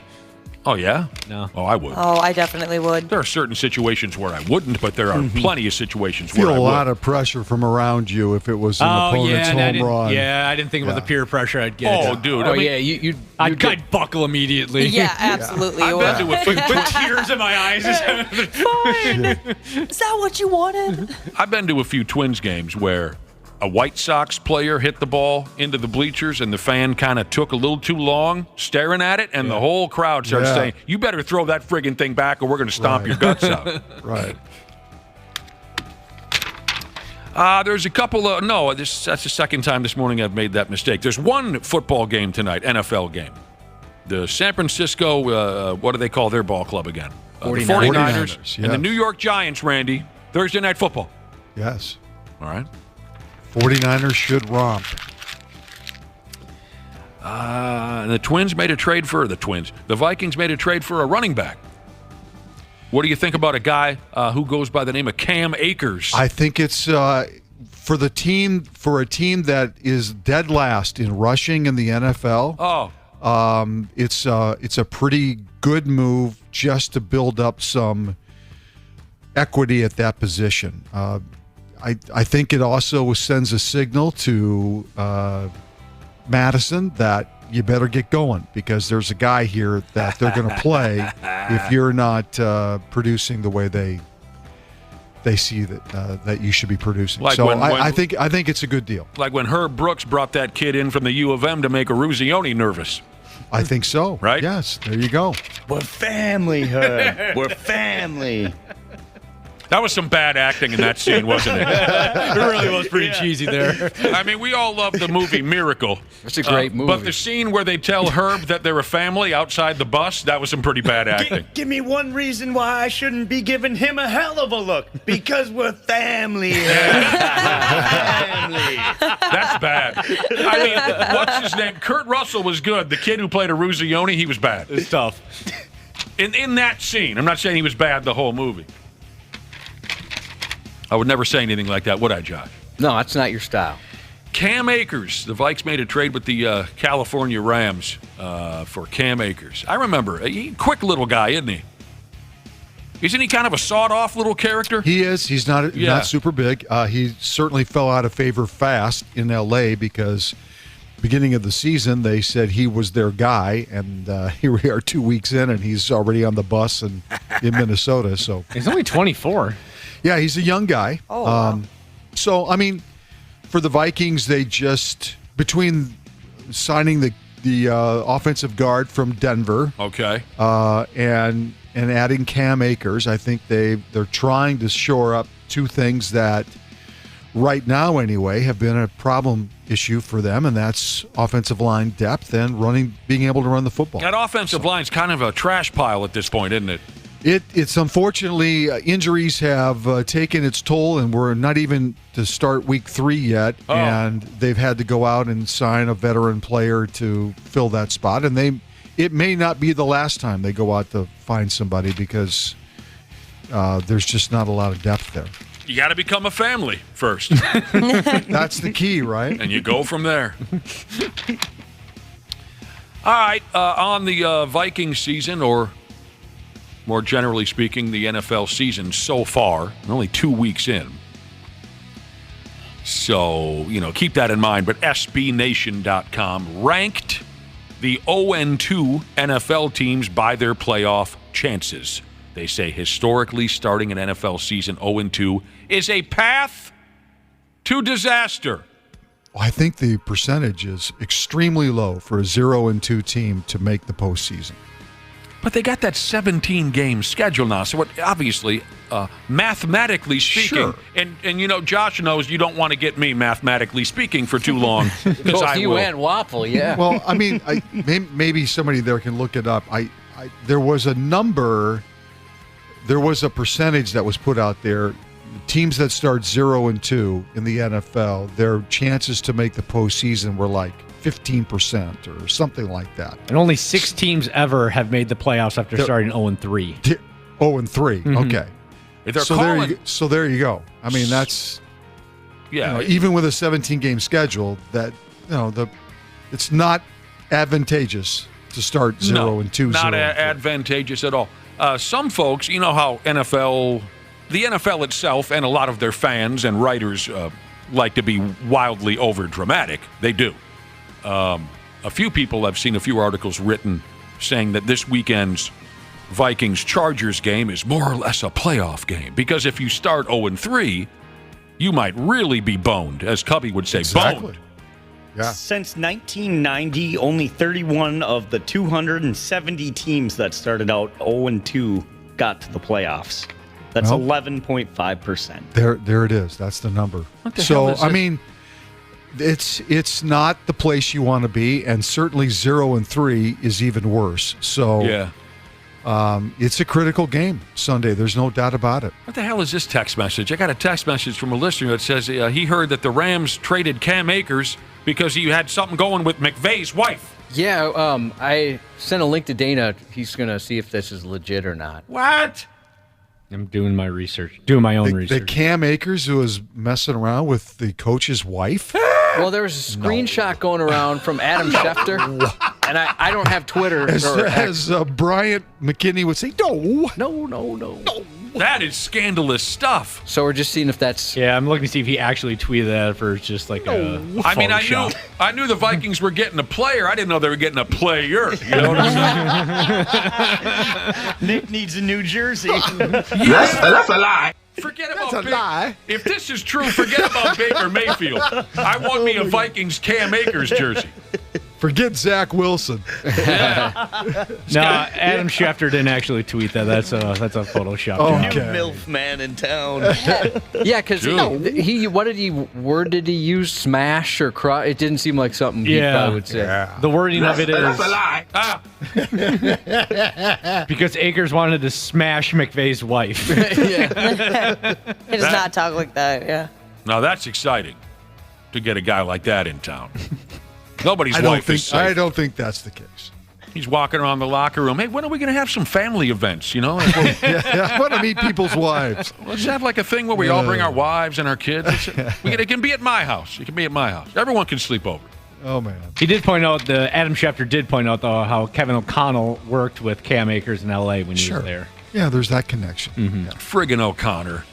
He's the wrong guy. And now he's going to let him bang his wife. Oh, no. No. He's the wrong guy for the job. Anyway, where I was starting here about being 0-2, SB Nation ranked the 0-2 teams by their chances of eventually getting into the playoffs, and they list the Vikings as having the second best chance out of the 0-2 teams to eventually get to the playoff. Number one was Cincinnati.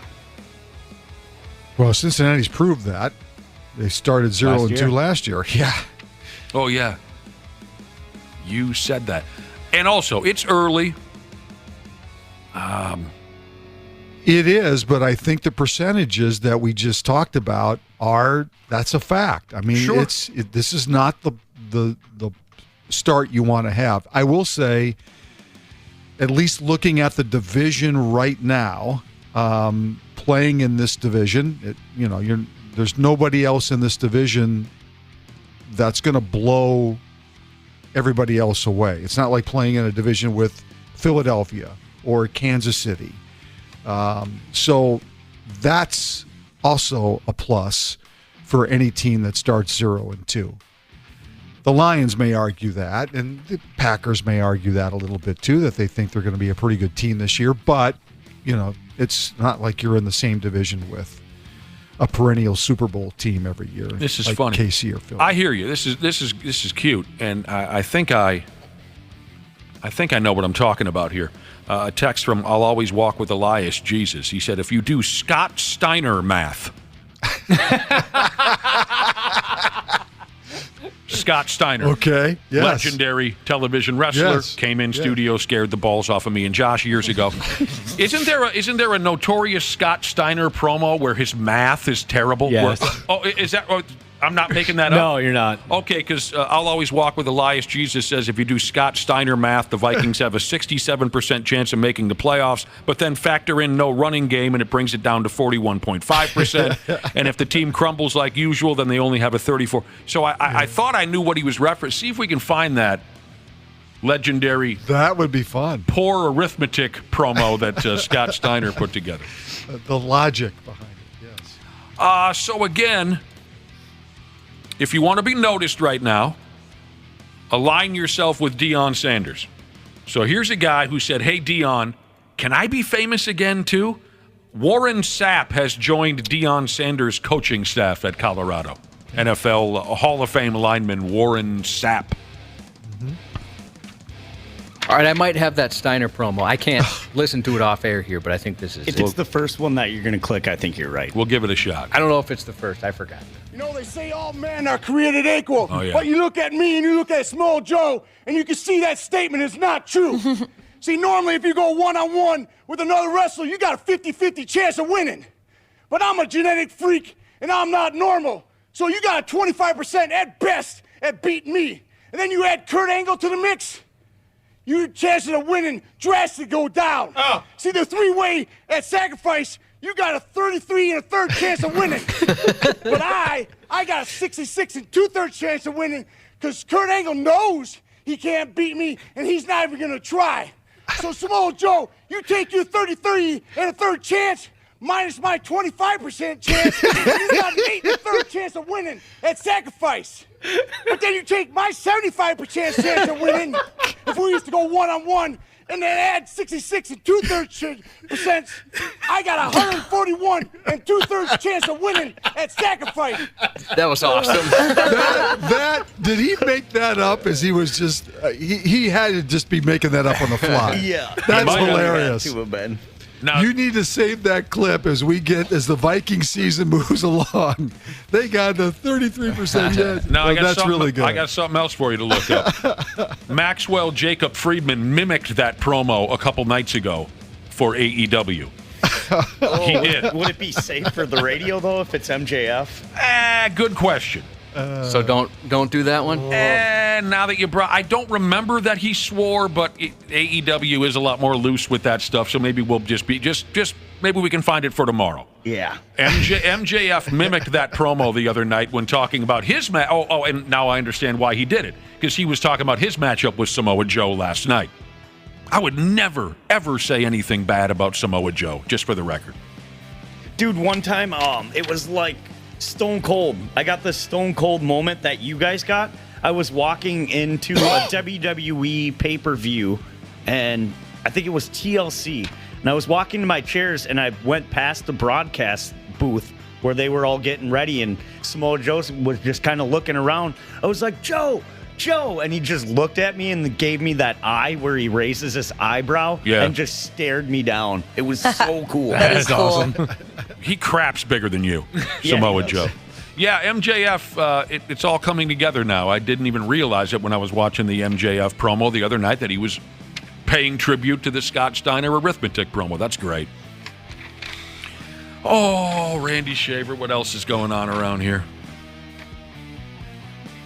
Bro Bible wrote something or another up about a college football coach. He coaches the University of Texas at San Antonio. His name is Jeff Traylor. Never heard of the guy. But they say he had a great back in my day analogy the other day for the media. You don't happen to have this audio, do you, Josh? Yep. All right, check this out. They say this is some great stuff from Jeff Traylor. About making a policy that kickers and punters don't lift weights anymore. It might be my new policy. We might go back to the old school where I'm not even going to say it. But, back in the day, they just smoked cigarettes and drank beers, all the kickers and punters did. But I know you can't do that anymore in America. We can't do any of that fun stuff anymore. Those kickers and punters, they work their tails off. And our strength staff does a fantastic job. I'm having fun again. I should know better with sarcasm. I regret that. Can I take that back, JJ? Can you cut that, JJ, from just cut it, please? That 45 seconds, do away with it, please. It's a joke, man. It's a joke. All right, so, he's only a 55-year-old man, so when he says back in the day, he's not talking about the late 50s or anything. No. But he says, okay, back in the day, kickers and punters used to smoke and drink. What did he say, on the sideline? Is that what he said? Or did he say I don't know, whatever. I don't know. Maybe for practice. Maybe they didn't work as hard as the other. We all know that athletes, even 30 years ago and obviously beyond, were a lot more loose about what they did with their bodies. Yeah. Smoking, drinking too damn much. There's that famous picture of Richie Allen in the dugout for the White Sox smoking a heater during a game. The Len Dawson picture. Jim Leland used to smoke in the dugout. Back in the day, that was commonplace for athletes. And obviously, so much has changed. And just the mentality of every position on a football team, baseball team, doesn't matter. Every position, the mentality has changed, and we are a much, I think, more health-conscious society than we were back in that time, You damn right we are, Randy Shaver. So, if you want to survive, and especially, if you're a punter or a kicker, you have a chance to have an incredible long career in professional sports. If you take care of yourself and you do the right things, you can play that sport for a long time and make a great living at it. So why wouldn't you spend the time in the weight room and spend the time with trainers to have the best physical ability as you can to sustain your career? You can go forever if you're a kicker. Yes. Absolutely. Yeah, not a hell of a lot of wear and tear on your body, so if you can keep yourself above ground, you'll probably get a job.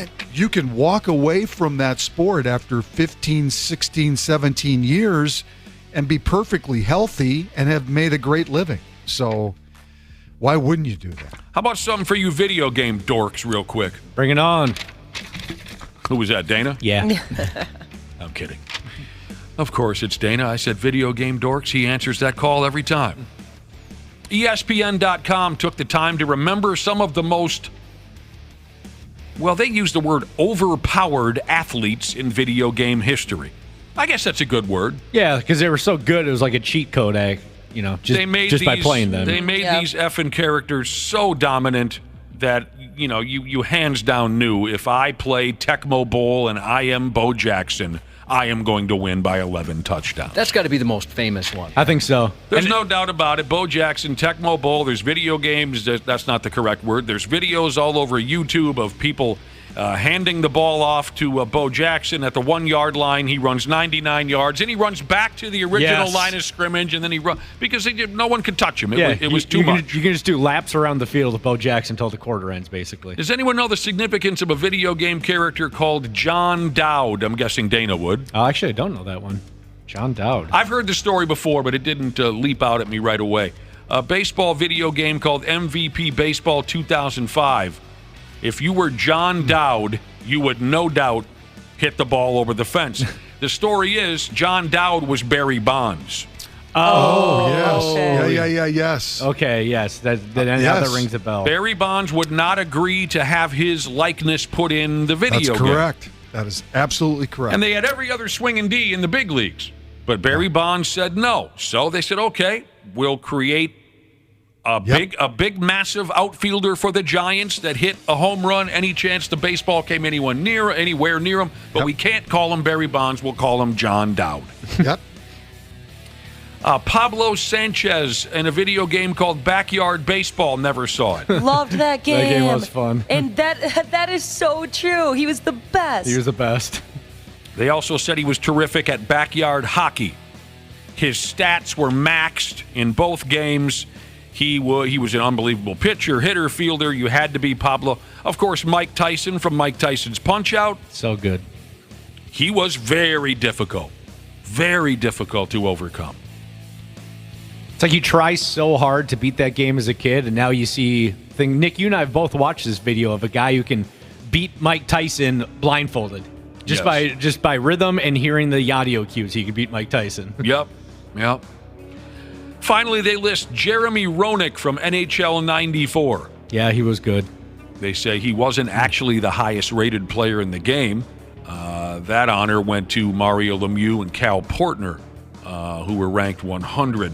But they say that Roenick's size and speed were off the charts in NHL 94, and he might have even been better in a game called NHL PA Hockey 93. Cal Portner. Surprised Vic wasn't on that list. Oh, maybe he was, and I forgot to mention it. Yeah, he was on the list. Oh, I forgot to mention Mike Vick. Yeah, Mike Vick and Madden 04. That was it was the modern-day equivalent of Bo Jackson. All right, Randy, you want to make another run at this? Sure. One of the last times we talked about this, you kind of got uppity. Okay. Cricket, flag football, and breakdancing. All in the Olympics. They're still waiting to find out if they'll be added to, I didn't even realize this. The 2028 Olympics in Los Angeles? Oh, who cares? That's so far away. I thought they were talking about, when's the next one? No, 2024. It's in Paris. Next summer. That's right. It's in Paris. Okay. Well, I didn't mean to bring something up that won't matter for another 4 years. Hell, I might be dead. I thought they were talking about the 2024. I don't think so, yeah. No, I know that for sure. I'm reading it right here. But at any rate, I know a couple years ago you were adamantly against breakdancing being the Olympics. Have you changed your mind at all? I just don't see that. Get the cardboard out. I'm picturing our former coworker Trick dancing to this thing. That was his breakdancing name. Word.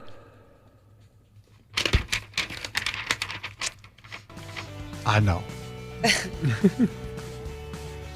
Here's what else is being considered. I don't know what the hell's going on well, maybe I do have some information here on the 2024 Summer Olympics coming up. No, I don't. Well, you make up your mind.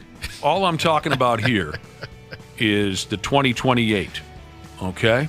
That's so far away. Yeah, but just try and let it go. I made one mistake. Josh, I finally made a mistake on the radio, and I'm paying for it here. They're also considering baseball and softball. Well, that makes sense. Oh, now I got you. Well, baseball isn't. I don't know. I thought baseball was already an Olympic sport. Yeah, but doesn't it?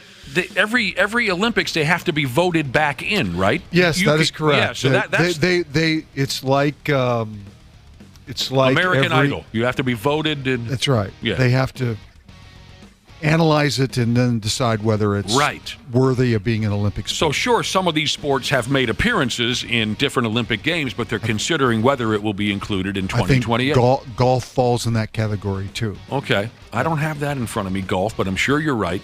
They're considering lacrosse. That would be a really good sport. Oh, my word. Oh, my word. You better bring back karate. Gonorrhea. What about gonorrhea? I had gonorrhea. Yeah, karate lessons one time as a kid. Oh. You can get gonorrhea from karate? Yes, you can. They better keep having karate in the friggin' Olympics ever since that dude got his head severed. Oh, my word. Motorsports. Oh, wow. Yeah. Interesting. Again, that'd be cool. And I don't follow the Olympics. I don't think that's. What's wrong with racing around on a motorcycle? I don't think that's an Olympic sport. You son of a bitch. When is the International Olympic Committee going to grow a set of balls and put slippery stairs in the Olympics? Man. That's the real question. Yeah, I think that's what would really bring the world together. Oh, or Miss Bum Bum, Nick. What if there was an international Miss Bum Bum, not just Brazilian? Boner time, Cubby. Yeah. I'll be damned. Miss Bum Bum and the Slippery Stairs. I'd just be drooling in front of the television. Well, I guess that's not abnormal. Miss Bum Bum. Yeah, that's a Thursday. Breakdance, Randy. I want to see it. I want to see it in the Olympics. I don't think so. All right, we got the MJF Scott Steiner math promo. Oh, really? Yeah. Samoa Joe, if you wrestle me, I am going to choke you out. And if you don't believe me, let me get it through your thick, fat skull with some simple math.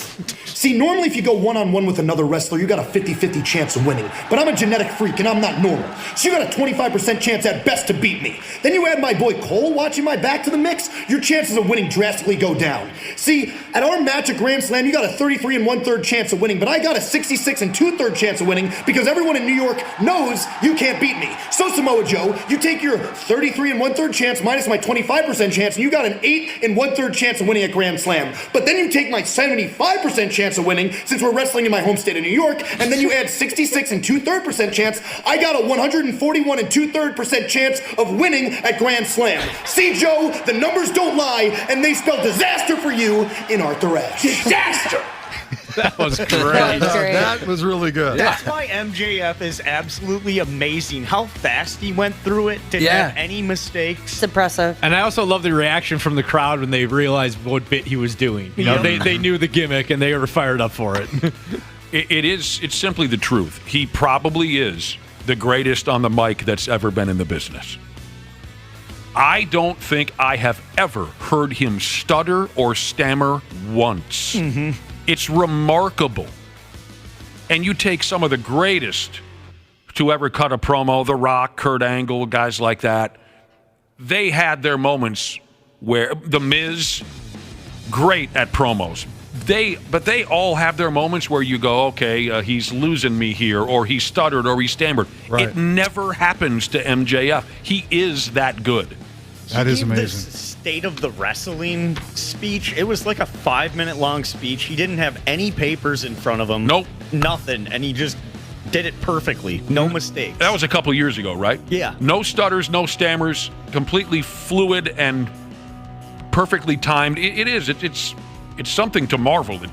That's an art to be able to do that. Definitely. But God, I was hoping that Samoa Joe was going to tear his head off last night.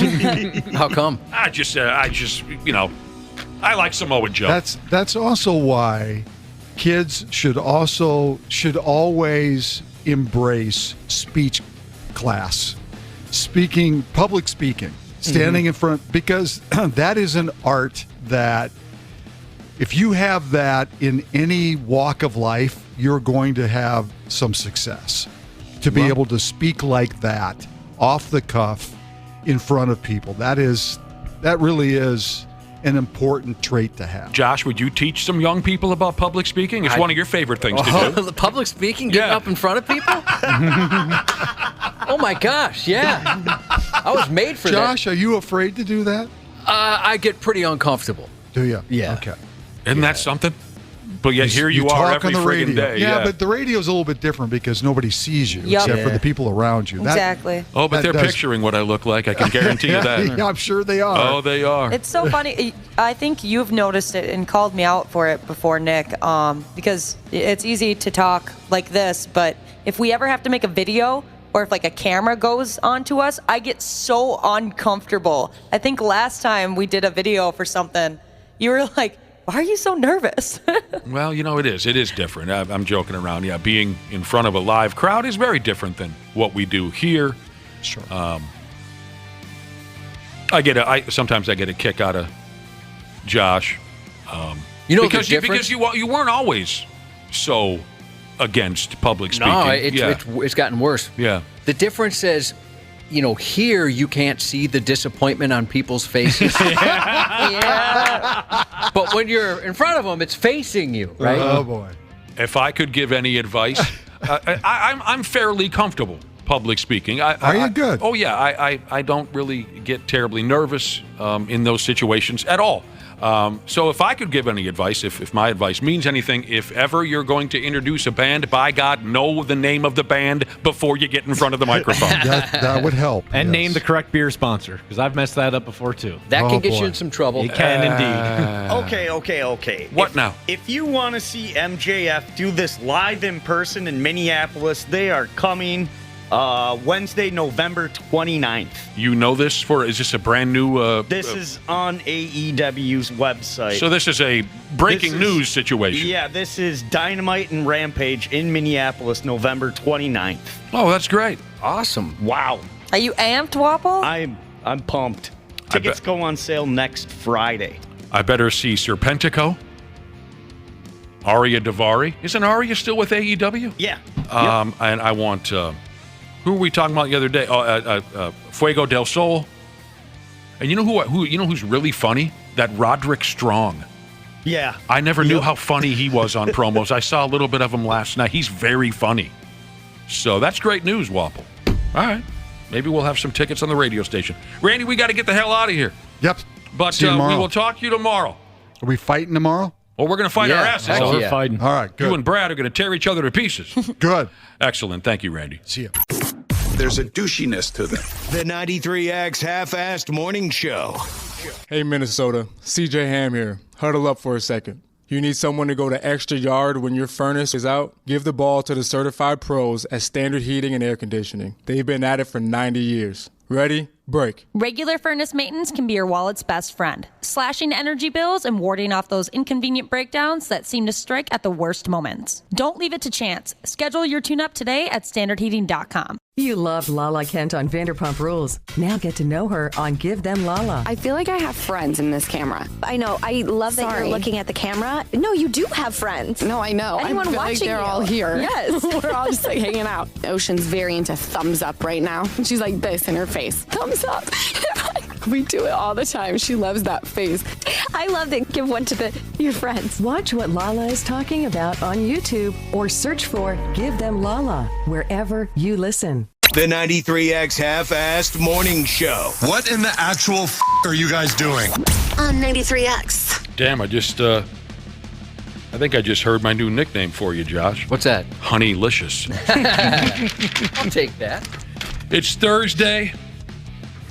We're the 93X Half-Assed Morning Show. You're a terrific crowd. It's 8:34. And we are about ready to head in this direction. It is one of the... it's always fun to be able to draw off of your deep knowledge of current and past television programming. I'm talking to Josh and Dana and Wapple and Ashley. It is always quite easy and fun to draw off the knowledge that the four of you have of television programming.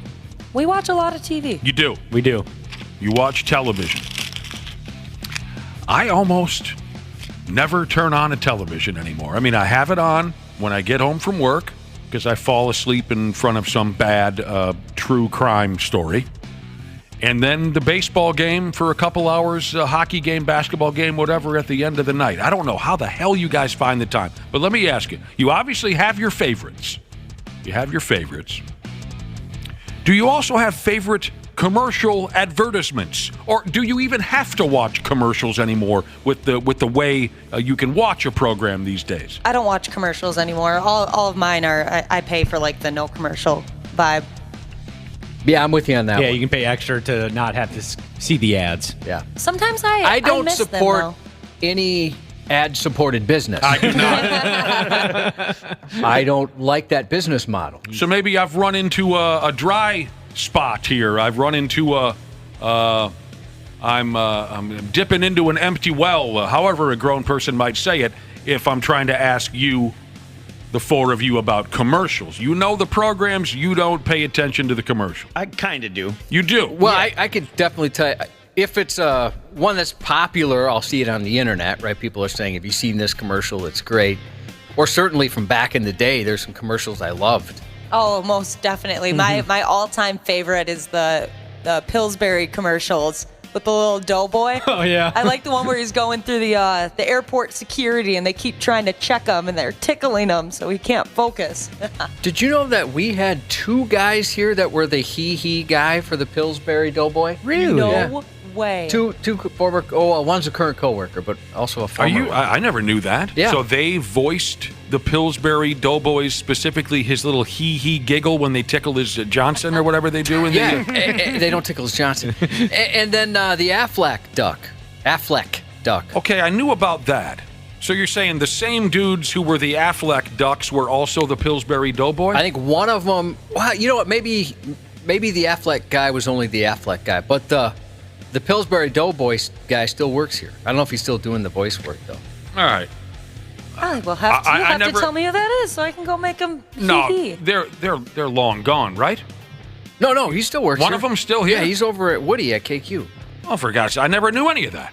I mean, poke him in the stomach. Yeah, he makes I the guess noise. I'll He find can't out. help it. He cannot help That it. was my plan. A voluntary response at this point. I watch regular television. I sit through commercials. Not that I'm paying full attention, and hopefully someone can help me with this. Because, more often than not, I'm not really paying attention to the ads. But I saw one the other day that was really funny, where a family is sitting down and they're budgeting, or they're maybe trying to decide what cable network to go with or whatever, and they decide to throw the grandmother out of the house. Anybody? When you see it, you'll know it and you'll dig it. Maybe one of our listeners can text me, 651-989-9393. It's very funny. They end up throwing the grandmother out of the house for financial reasons. Again, get back to me when you see it, because I know you'll love it. Josh, who was that lady? You know that lady in the deodorant commercial that we're both lusting after? Oh, yeah. What's the name of that product again? Oh, shoot, I forgot. We run ads for it, too. Lumi, yeah. I see that one all the time. A conversation came up on the most unforgettable, I'll figure this word out here before we leave at 9. The most unforgettable commercials we've ever seen. The most unforgettable commercials we've ever seen. There's plenty. They mention the Pace Picante commercial. New York City. Get a rope. Right? Absolutely. That one was hot for a long, long time. Now, I'm not familiar with all of these, but maybe with your television watching prowess, especially during a time period where you had to watch the commercials, maybe you'll remember some of these. You have to help me out with some of these, okay? And basically all I can do with the ones that I don't know about, all I can do is kind of do my best imitation, and maybe you'll know what they are. Collect call from Bob. We had a baby. It's a boy. Yeah, I remember that one. And the lady says, who was that, dear? It's Bob. They had a baby. It's a boy. What was that? A long-distance phone company or something, right? Yeah, you could basically get away with delivering a free message to somebody by just when they say who should we say is calling, making this collect call, right? And then you just speak something really fast in there, and he said, "Bob, we had a baby. It's a boy." Yeah, right. Oh wow. Well, this needs no explanation. Clap on, clap off. The by God woo clapper. The clapper. That got my dad. He bought us all. The one time, he actually went and bought Christmas gifts, such a dad gift. He got us all those clappers. I wanted one so bad, the clapper. Did you? It didn't work as great as I wanted it to be. None of those things are the made-for-TV products ever really did. I got a couple people who have texted in. They know the commercial I'm talking about, where the family throws the grandmother, specifically the dad of the family throws the grandmother out the house. They say it's a commercial for HBO Max. Oh, okay. Thank you for your input. This is your brain. This is your brain on drugs. That one was parodied a lot. It was. And I have to admit, I'm trying to think back when I first saw that commercial. I was probably still a fairly young kid. And I have to admit that it worked. It worked on me, too. Yeah, it scared me first. Do you guys remember the commercial? I believe it was for either smoking cigarettes or trying to prevent smoking weed. of the lady that's like basically flat Stanley on the couch. Yeah, She's like, dude. Just like goes fully flat and just sinks into the couch because that's what happens if you smoke marijuana. Oh, that was a classic one. I don't know. I don't know what a flat Stanley is, and I don't think I've seen that commercial. But the smoking one that got me is with the tracheotomy. Oh, remember? No. Don't talks like a robot.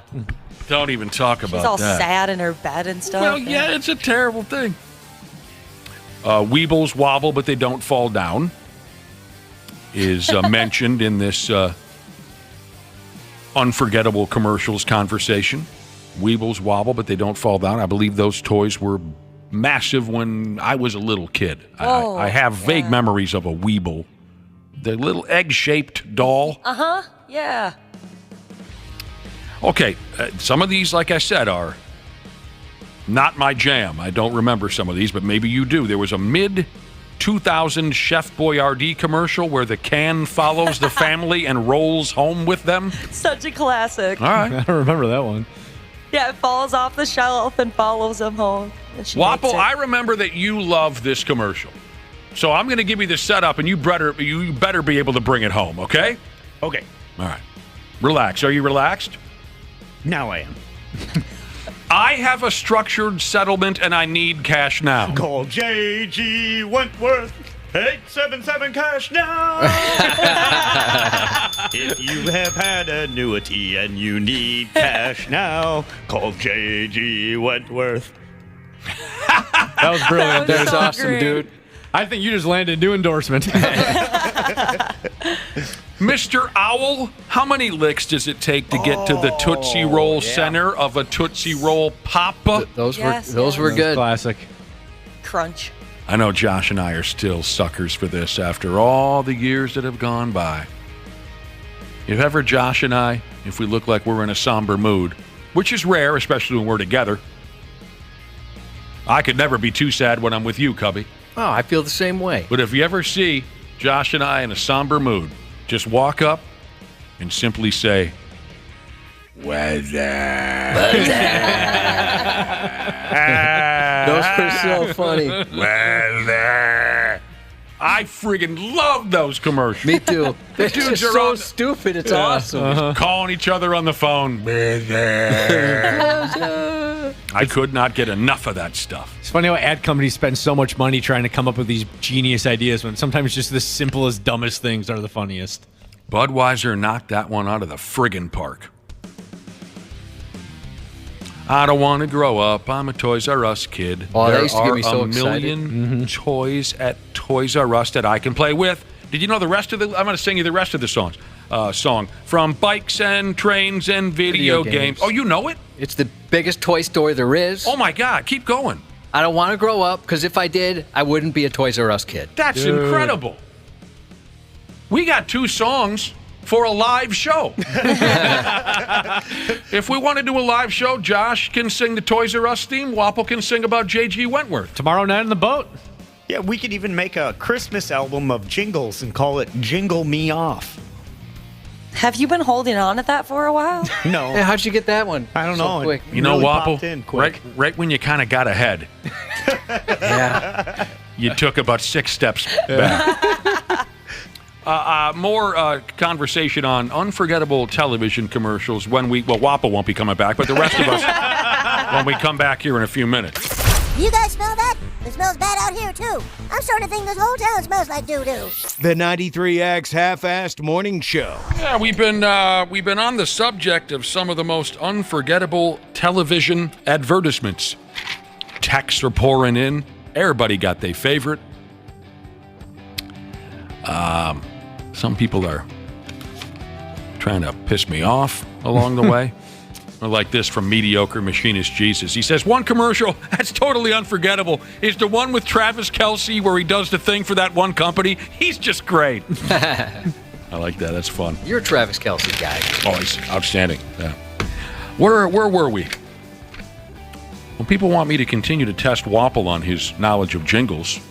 You nailed the J.G. Wentworth song earlier.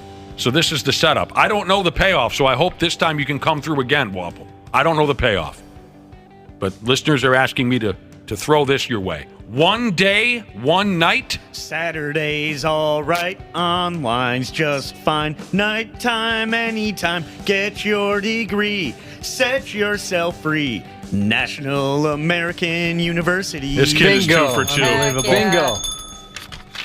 You watched that a song lot is- of TV in your life. That's gonna be stuck in my head for days. I don't know. Me and my buddy, we always loved this commercial for Vonage, and it's just because there's 2 actors who were ridiculous in their pronunciation of things. Oh, I don't ever hear things like that. The one guy goes, "The service is great," and then the other guy goes, "It's humongous." It's me and my buddy, so we have drops where we'll just be like, "The service is great," and then someone would go, "It's humongous." Put down the joint stick. I haven't seen that. Put down the drugs. Josh, I understand someone forwarded you that. I don't know if the audio does it justice. The commercial I was talking about for HBO Max where they throw grandma out the house. It's not as good as when you see the faces. Yes. But it's still entertaining. Okay, gang, phones down. Item 1, we have too many streaming subscriptions and they're starting to cost us a pretty penny. So we all know what has to happen. Grandma has to go. Wait, Nana's out? Yes, she is. Now, Diane, for the most part, I have never had a problem with you. Or we could just get Max. It has more of the shows and movies we all like to watch. Or that. Mom. Oh, and there she goes. There goes grandma. She leaves. She wasn't happy. Some of these unforgettable television commercials. Listeners have texted in about bitter beer face. That's a good one. Yeah. A lot of Where's the Beef and Chia Pets. Real Men of Genius. Was that a beer ad? Those were great. Yeah, the Bud Light ads. Mm-hmm. Absolutely. Chia Pet. Now, when I throw this slogan at you, again, like I said a long time ago, I'm not familiar with all of these, and I need your help. But so far, you guys have pretty much nailed it. So I'm going to throw this little slogan at you and tell me if you know what the hell they're talking about. Well, maybe I don't even want to read that one. I'm a little afraid. I'm honestly a little afraid of this. Okay, I'll try it. Who you calling a cootie queen, you lint liquor? Oh, yeah. Wasn't that Orbit? Yeah, I think you're right. Where because they have to clean up their mouth. They clean up their mouths. Those were funny ads. Yeah. Orbit chewing gum? Yeah. Yes. Yep. They used that hot chick. Yep. That she did those commercials. I don't know it. Yeah, she was like in a sexy lab coat type thing. Yeah, because you'd clean up your mouth. Yeah. Have you guys ever seen that Skittles commercial that wasn't allowed to air? I don't know. Yeah. They're in a sex act, and instead of what would naturally happen, it's Skittles instead. I think I did see it online. Yeah, the man orgasms Skittles. Oh, it's so good. I've Fallen and I Can't Get Up is a popular one with our listening audience. I don't know what this means. Terry Tate office linebacker? Yeah. That was a Super Bowl commercial where this guy just running around an office tackling people. I don't recall that one. Jake from State Farm. A lot of people like Jake from State Farm. If it's commercial, the insurance commercials, those progressive ones where the guy's trying to help people not become their parents. Oh, those are funny. Some of those really crack me up. And I thought there were some other from our listening audience. Oh, the Mayhem commercials. Those are my dad's favorite. All right, the insurance guy. Mm-hmm. He is a great actor. Now, I remember that actor from the series Oz.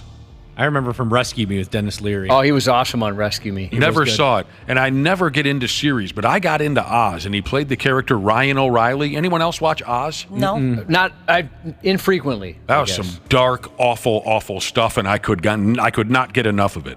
And I always thought that guy was so good in that HBO series Oz. I mean, not that he's not raking in blondes and millions of dollars with these insurance ads, but I always kind of thought I'd see him as a major movie actor. Maybe he doesn't want to be a major movie actor.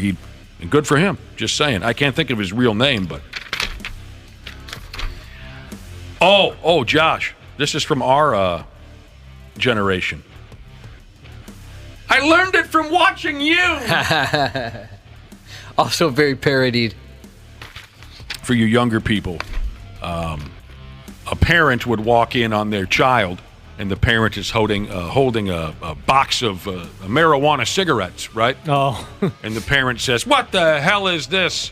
you're into marijuana cigarette. How could you possibly? And the kid tearfully says, I learned it from watching you. And then the lesson is, parents, if you smoke marijuana, don't get mad at your kids if they start. You see where I'm going with all that? Uh-huh. How about the commercials where they're hanging out of the apartment windows and they're like, it's my money and I need it now?